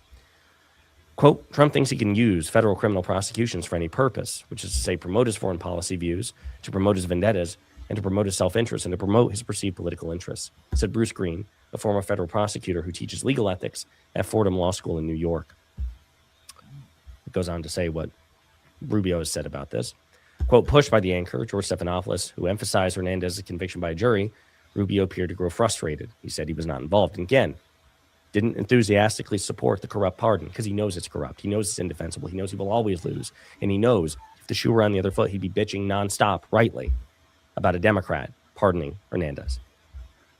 Both the Hernandez and Maduro cases began as DEA investigations around 2010, were investigated by the same DEA unit, and were handled by the same investigative unit in the Southern District.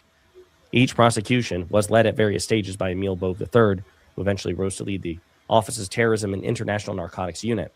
After leaving the office, Bove became a criminal defense lawyer for Trump and then a top Justice Department official. He's now a judge on the U.S. Court of Appeals for the 3rd District. The factual similarities in the cases are striking.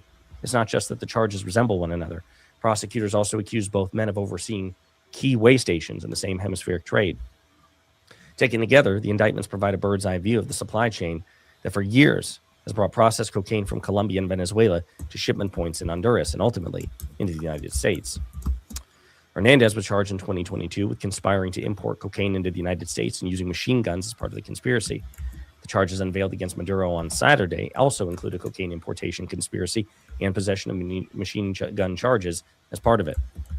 The combination of the trafficking and gun charges make the potential penalties in such prosecutions more severe. And so, again, it goes on like this. It goes deep into the history of it. But, again, Trump pardoned the guy because it's not about drugs. Mediaite reports Trump shredded over bombshell arrest 1 month after pardoning drug trafficking president. Miles Taylor, former Trump official, called Trump out for this. December, Trump gives sweetheart pardon to a drug kingpin president. January, Trump bombs a country to arrest a drug kingpin president. If you think this is about the war on drugs, you're fooling yourself. Democratic strategist and influencer Adam Park-Menico put a finer point on it. If Maduro is convicted and sentenced by the U.S. government for running drug trafficking networks, would Trump then pardon him the same way he just pardoned the former Honduran president, who was also convicted and sentenced in the United States? Jim Acosta noted, quote, almost 1 month ago to the day, Trump pardoned a drug trafficking president from Latin America. Joe Walsh, former Republican congressman, said, and that's how this will end too, just like Hernandez, Maduro will buy himself a sweetheart pardon from Trump in 3 years. Book it. None of this has anything to do with drugs. S.V. Dante of Huffington Post says if Maduro is truly a drug kingpin, Trump will pardon him. That's what he did with the ex-president of Honduras just a few weeks ago. And PSA for this is J.D. Vance, for anyone saying this is illegal, Maduro has multiple indictments in the U.S. for narco-terrorism. You don't get to avoid justice for drug trafficking in the U.S. just because you live in a palace in Caracas. To which Joe from Jersey says, unless you're this guy, then you get pardoned and released. And so on and so forth. People are rightly mocking Trump for this as well they should. It's not about principle. It's not about drug enforcement. It's not about law enforcement. It's corruption.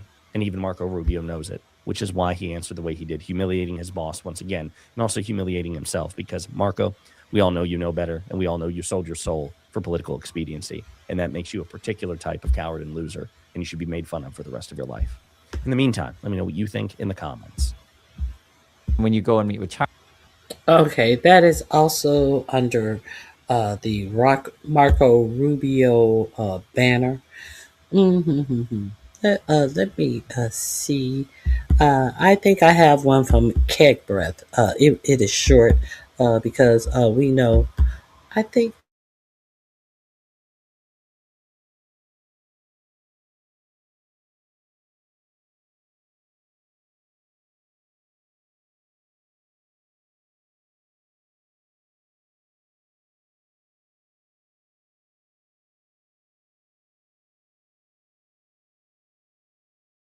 on what is going on. Okay, hold on. Let me. Prices. And so effectively for countries like Korea, France, Germany, wherever, like countries that aren't China and that countries that aren't USA, you're like, okay, how can I trade with both China and Okay, let me see. What is he talking about? Let me.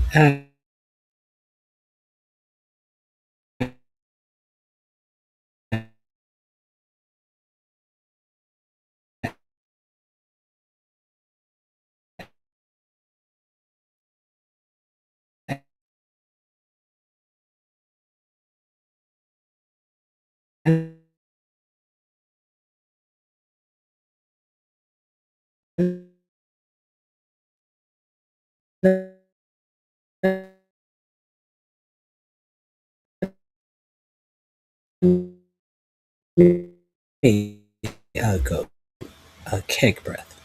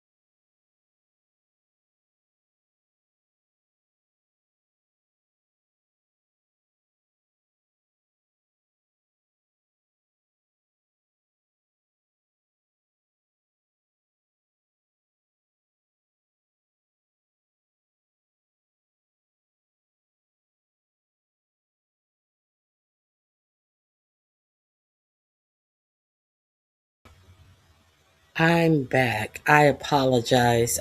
StreamYard. No, StreamYard kicked me out. Thank you all for waiting. I am back. I appreciate your patience, and I had to totally reboot my whole system. I appreciate you waiting. Um, so, is there anything that you saw this weekend that you would like to talk about? We can talk together. Anything? You're more welcome to join the conversation. Okay. Okay. So you guys hear me well. So There are. Oh, I had. There's another thing that I want to share with you. Hold on 1 second. Let's get into it.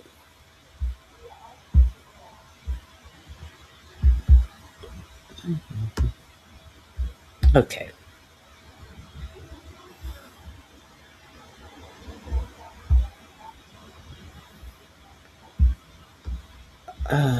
Okay.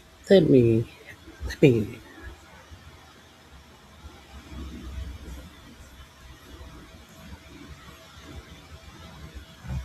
me see. What else did I want to share with you?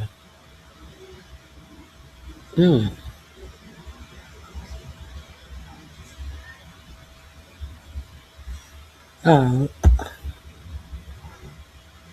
this is Trump says he'll run Venezuela. This is why he's not. If you are not familiar with David, uh, uh, I think his name is Fieldman. Uh, you may want to go over there and give him a click and a view. Very, very interesting and cantankerous man. Let me play with you. Play Trump with you. says, pay attention to what he does, and don't listen to what he says about what he does. Pay attention to what reliable sources say he has done. And Trump did something. So here is the latest on absolute resolve, Donald Trump's land invasion of Venezuela. As of early Sunday morning, the New York Times is reporting that 40 Venezuelans, soldiers and civilians, were killed by the United States military in their attack on Venezuela, which resulted in the capture of that country's president, Nicolas Maduro. The entire operation reportedly took under 2.5 hours. No American service members were killed. One U.S. aircraft was reportedly hit, an attack helicopter, but it was able to fly out of danger. 150. There was just a show of force that there would be no invasion. By September, the airstrikes on suspected Venezuelan forces, it was just posturing. Or not whether or not our soldiers are deployed or are in danger.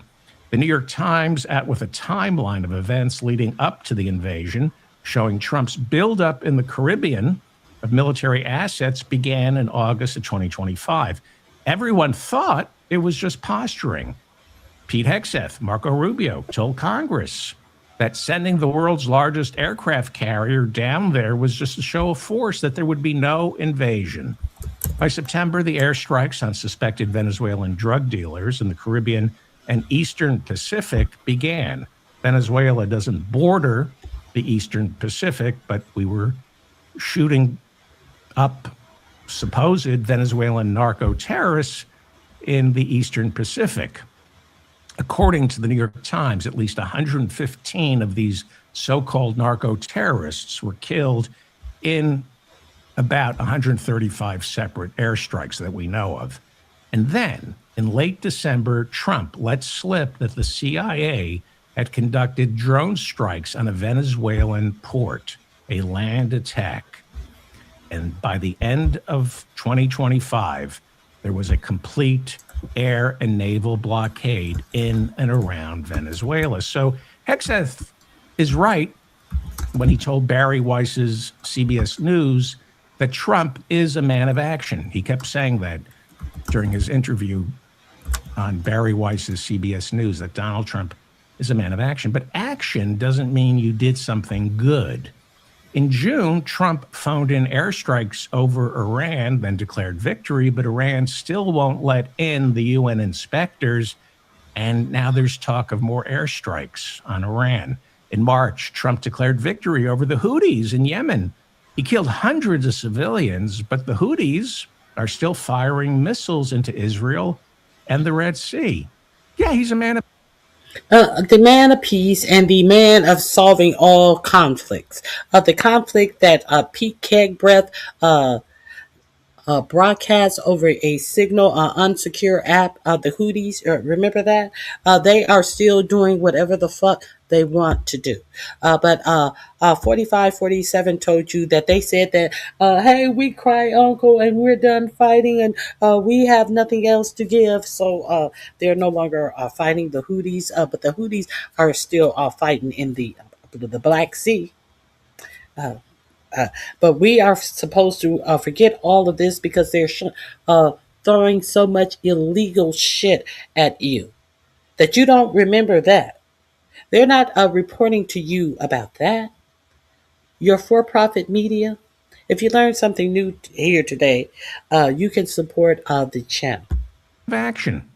Trump peacocked on Saturday, much like he did back in June when he bombed Iran. Trump said the next target will probably be Cuba. He said, quote, I think Cuba is going to be something we end up talking about because Cuba is a failing nation right now.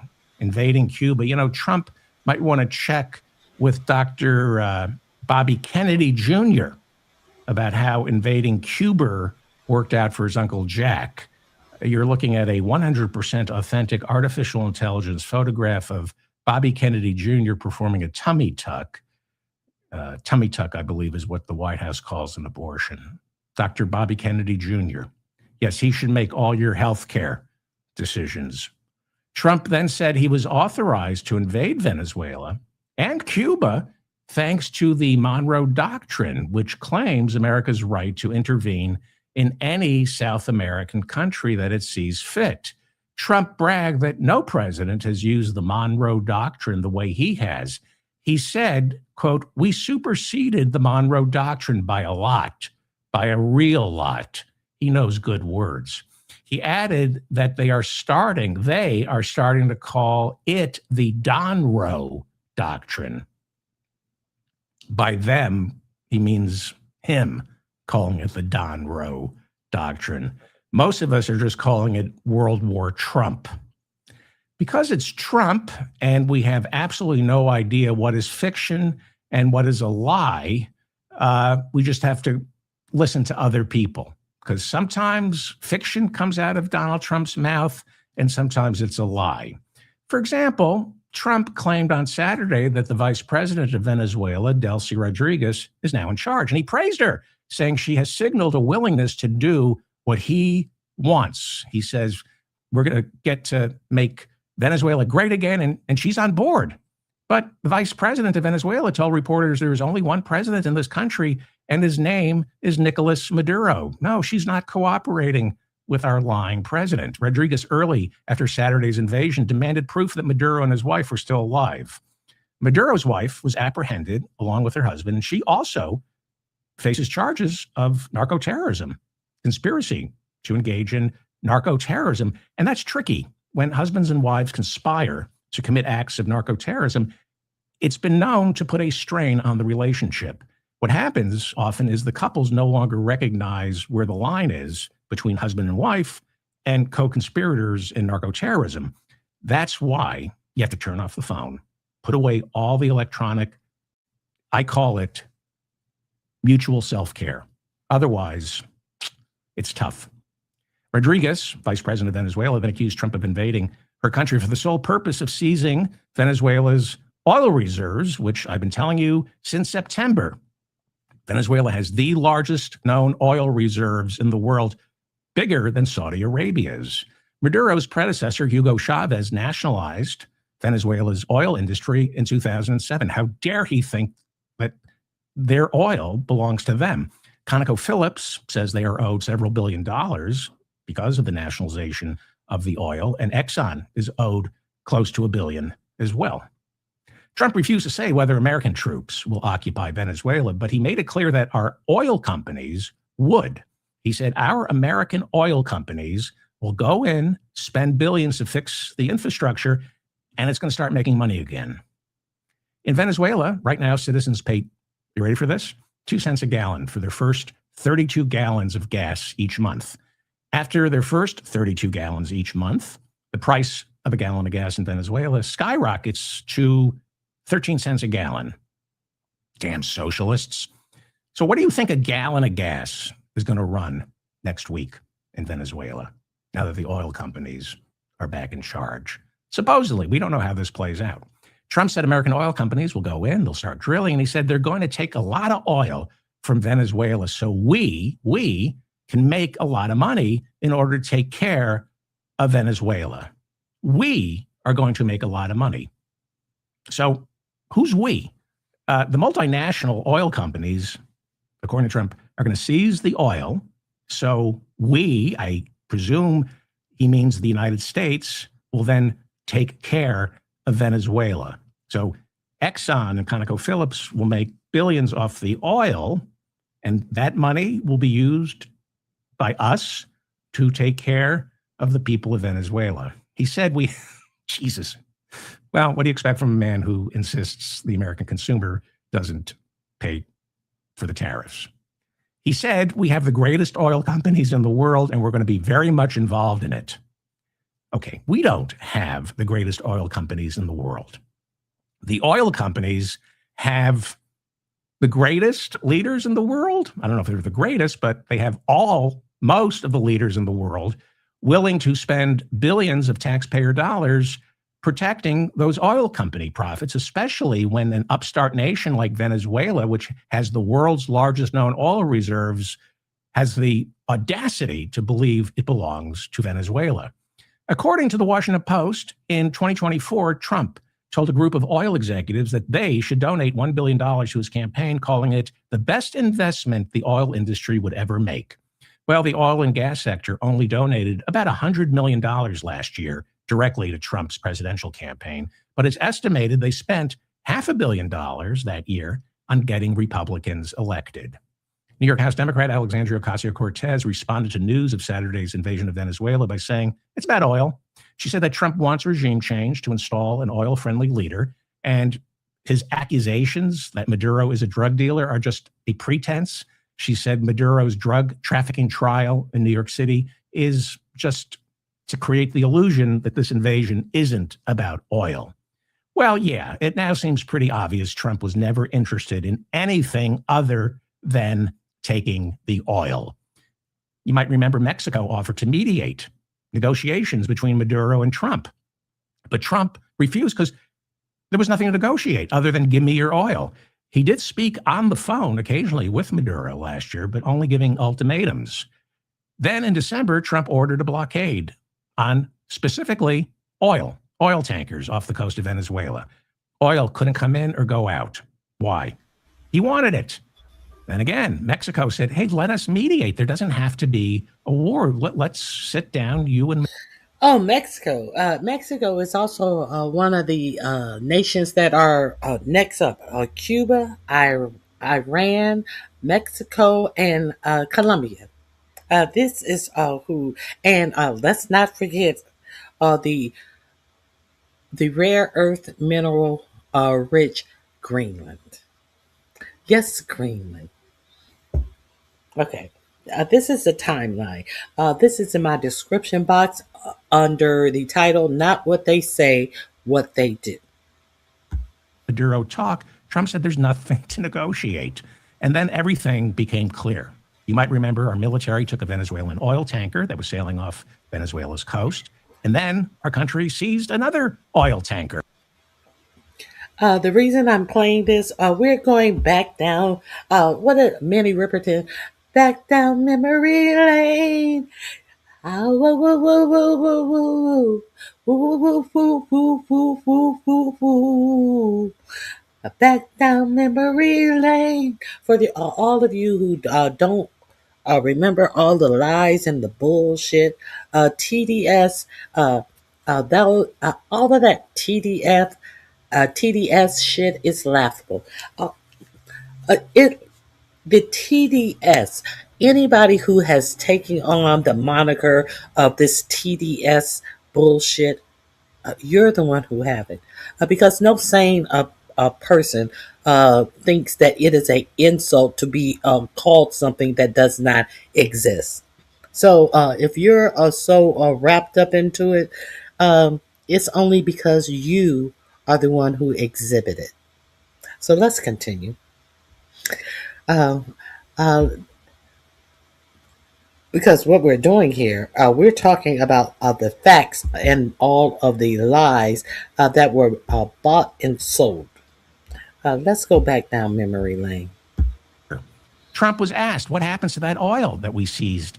He said, we keep it. I guess. That's what he said. We keep it. You guess. You know. As the military buildup in the Caribbean prepared for this invasion, Trump was open about it. He said, the threat of war will escalate until Venezuela returns the oil they stole from us.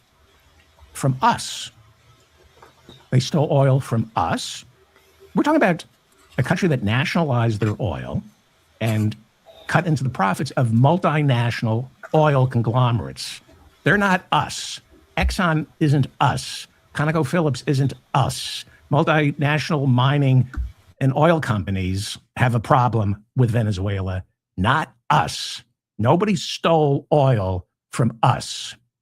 So this was going on all last month in December. And each time America seized a Venezuelan oil tanker, Gustavo Petro, president of Colombia, he's the one who accused the Pentagon of killing innocent Colombian fishermen, not innocent Venezuelan fishermen.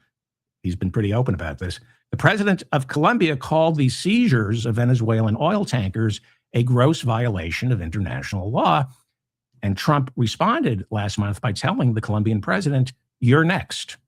And then on Saturday, when the president of Colombia, Petro, criticized the American invasion of Venezuela, Trump told reporters that Petro better watch his ass because he's next.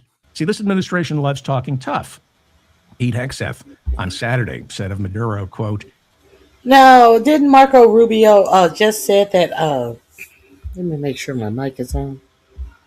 But didn't Marco Rubio just say yesterday that, they have to do what's good in the interest of Colombia and the United States? But 47's said, you better watch your ass or you're next about Colombia. Make any of this make sense? You can't, because all of this is a bunch of bullshit. And all of this talking and lying is just to enrich billionaires. As the masses sit around and take on non-medical terms to describe what they're experiencing, the TDS that they experience, and believing everything this administration tells them while their life is going down the tubes.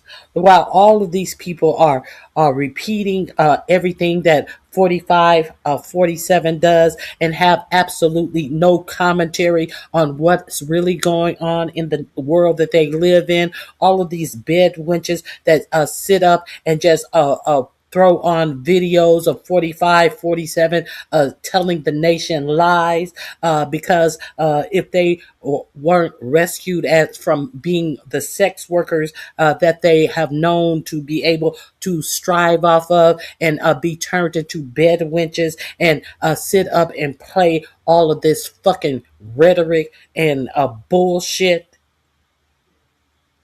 Let's be real clear. This nation is fucked, in my opinion. He effed around and he found out. Sounds good, doesn't it? Sounds Remember good. George W. Bush told the Iraqi soldiers who bled into the community, the elite Republican Guard that was fighting back. He said, bring it on. So they love to talk tough because in the moment, it sounds good. If you have a commander-in-chief, a general, a defense secretary, a president talking tough, it means he doesn't know what he's doing. There's no plan. They have no plan. Talking tough means this invasion was for two things: the oil and politics. Nothing to do with drugs, other than whatever Pete Hegseth might be on. So here's the question. Is it about drugs? What do you think? Or politics? Or oil? J.D. Vance basically saying, why can't it be all three? Well, is it about politics? Sure. Because you'll notice J.D. Vance was down at Mar-a-Lago for the New Year's bash, but he wasn't out front making the big announcement about the big bash on Venezuela. No photos. JD Vance has to separate himself from the person that he was the only public elected official who he called the embodiment of Hitler.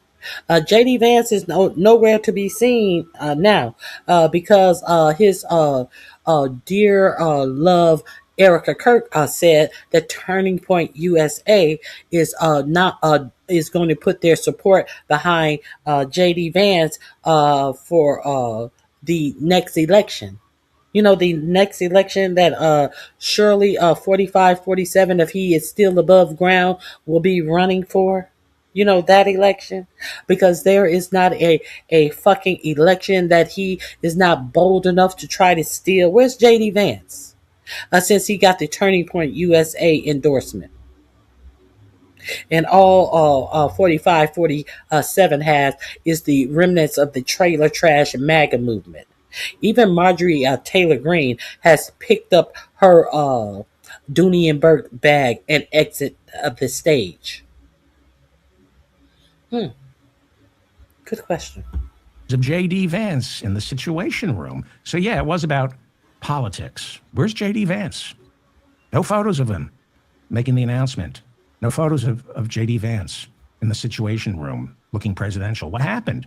J.D. just got endorsed by Erica Kirk and Turning Point for 2028.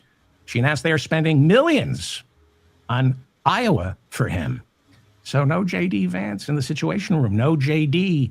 up front making the big announcement. Here's Trump announcing the bombing campaign over Iran back in June. You see, there's Hegseth, Rubio, and prominently displayed Vice President J.D. Vance. He's in on it.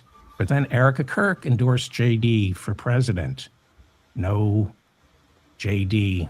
in the Situation Room or making the big announcement about Venezuela.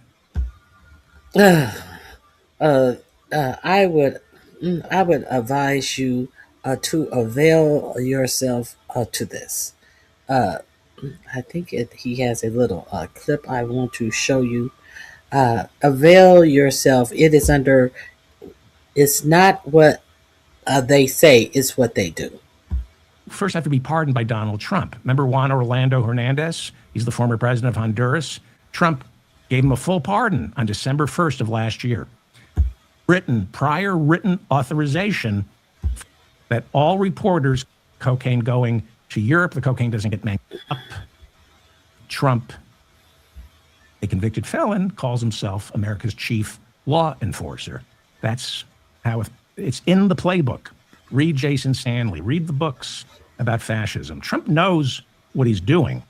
He has studied what you do to create so much chaos. You become the only one who can create stability. So, do you believe this is about drugs? The DEA, in last year's annual drug threat assessment, that would be the drug threat assessment for 20. You mean the same DEA who was photographed taking Maduro, guiding Maduro around? Let's see what their own agency assessed in 2004. Let's see what the DEA said about drugs in 2004. 25. The DEA said Venezuela is only 2025, not 2024. That would be just a couple of days ago. A minor player in drugs. Do you believe this is about drugs? The threat assessment for 2025, the DEA said Venezuela is only a minor player in drug trafficking. The DEA said the two biggest drug cartels are Sinaloa and the Jalisco, both located in Mexico. And it is generally known that Venezuela only serves as a hub for cocaine distribution, but not for the cocaine coming to America, for the cocaine going to Europe. The cocaine doesn't get manufactured in Venezuela, and they have nothing to do with fentanyl. Nothing. They have nothing to do with the weapon of mass destruction that 45, 47 wanted to declare fentanyl to be as an excuse to say that these are narco drug traffickers. And when their very own DEA agent said that all of this bullshit that the American people have been presented is bullshit. But the American people are stupid people because they take propaganda as fact, and they go out and spew lies and propaganda because they're too ignorant to know how to find the information for themselves. That's why 45, 47 loves the uneducated voter. They walk around talking about bullshit of TDS and thinking they are spinning it, but they're actually only showing how ignorant they actually are. Because when faced with these facts, they can talk about a whole lot of stuff, but they cannot talk about the facts that are presented in their own faces. See, this man isn't telling you this. This is what the DEA said about drugs in 2025. But your tax dollar has gone to prop up oil executives and oil companies. But you have nothing to say about that. Isn't that weird? Isn't that strange? I think that is a whole minstrel show. A whole minstrel show. Even Laura Loomer. Now, you know who Laura Loomer is. She's the QAnon conspiracist who has Trump's ear, and she's gotten plenty of White House staffers fired this year because they don't pass her Trump loyalty test. And Laura Loomer, is now a credentialed Pentagon reporter. She has the desk in the Pentagon occupied by the Washington Post. I'm not making this up. She has the Washington Post desk that the Post gave up to protest Defense Chief Pete Hegseth's demand that all reporters covering the Pentagon have to take what amounts to a loyalty oath. You have to promise only to report the official version of events. You're not allowed to talk. If you want to cover the Pentagon inside, you want press credentials, you have to promise not to talk to any Pentagon personnel, even on deep background or off the record, without first getting prior written authorization from Pete Hegseth. So Laura Loomer took the loyalty oath, and she's now a reporter from the Pentagon. She's doing it for Real America News. Even she criticized the airstrikes on suspected narco-terrorists that took place in the Caribbean and Eastern Pacific, that are taking place. She worked off the DEA's annual report from last year, and she said, what we know, fentanyl, she said, isn't manufactured at all in Venezuela. And she said cocaine isn't manufactured there. And she said, this is what she said, and it's pretty brilliant. She said Pete Hegseth knows where the real drug lords are. They're in Mexico. He knows where they live, where their compounds are. She said, why is Pete Hegseth going after suspected dealers in tiny boats when he could just bomb the compounds of these drug dealers? Excellent question, Laura. You might... Laura Looney, of all people. But he got the American dummies out here parroting this propaganda. While half of them or more and their family members will not be able to see a doctor this year. But this is the dumb shit that they choose to talk about. This is the hill that they choose to die on. Because they only listen to the lies that are put forth from this administration. And they're not even embarrassed. But they are embarrassing. You know, I have secondhand embarrassment for the ignorance of the American people. Secondhand embarrassment. But let's continue. I'm gonna. I think that's it. This video had so much information. Let me see.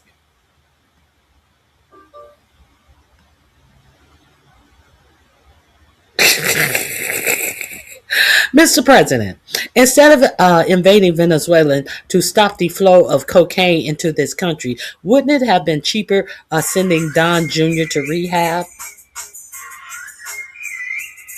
There is a question for the ages. Hold on 1 second.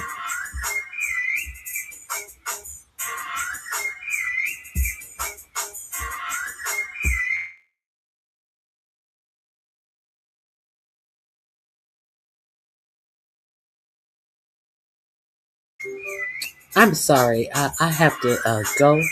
Oh my God. I will be back tomorrow. There is so much more that I wanted to. There is so much more. Who are you? Are the ones who are who are would be these you? Everyone on this earth is dying. Every day you live, you are one day closer to dying. But what I am not dying of, I'm not dying of a drug overdose. I'm not dying over alcoholism because I'm not a drug addict and nor am I an alcoholic, nor those will not be my stories. But I'm pretty sure that you and someone close to you are out here using drugs and driving and who may actually kill someone like me. So I'm not saying that alcoholism and drug addiction may not kill me by virtue of you and your people out here on the roads drinking and driving. So with that, I'll bid you adieu. I have so much more for you tomorrow. Please avail yourself to the links because this is a excellent video, and we'll pick up where we left off on tomorrow, or I may come back this evening. All right, guys, I appreciate your support. If you want to cash out me, $ Ronnie Q, leave a comment in the description in the comment section. I would greatly appreciate it. And that's all I have for you today. Have a great day. And all right, I'm out of here. Bye-bye.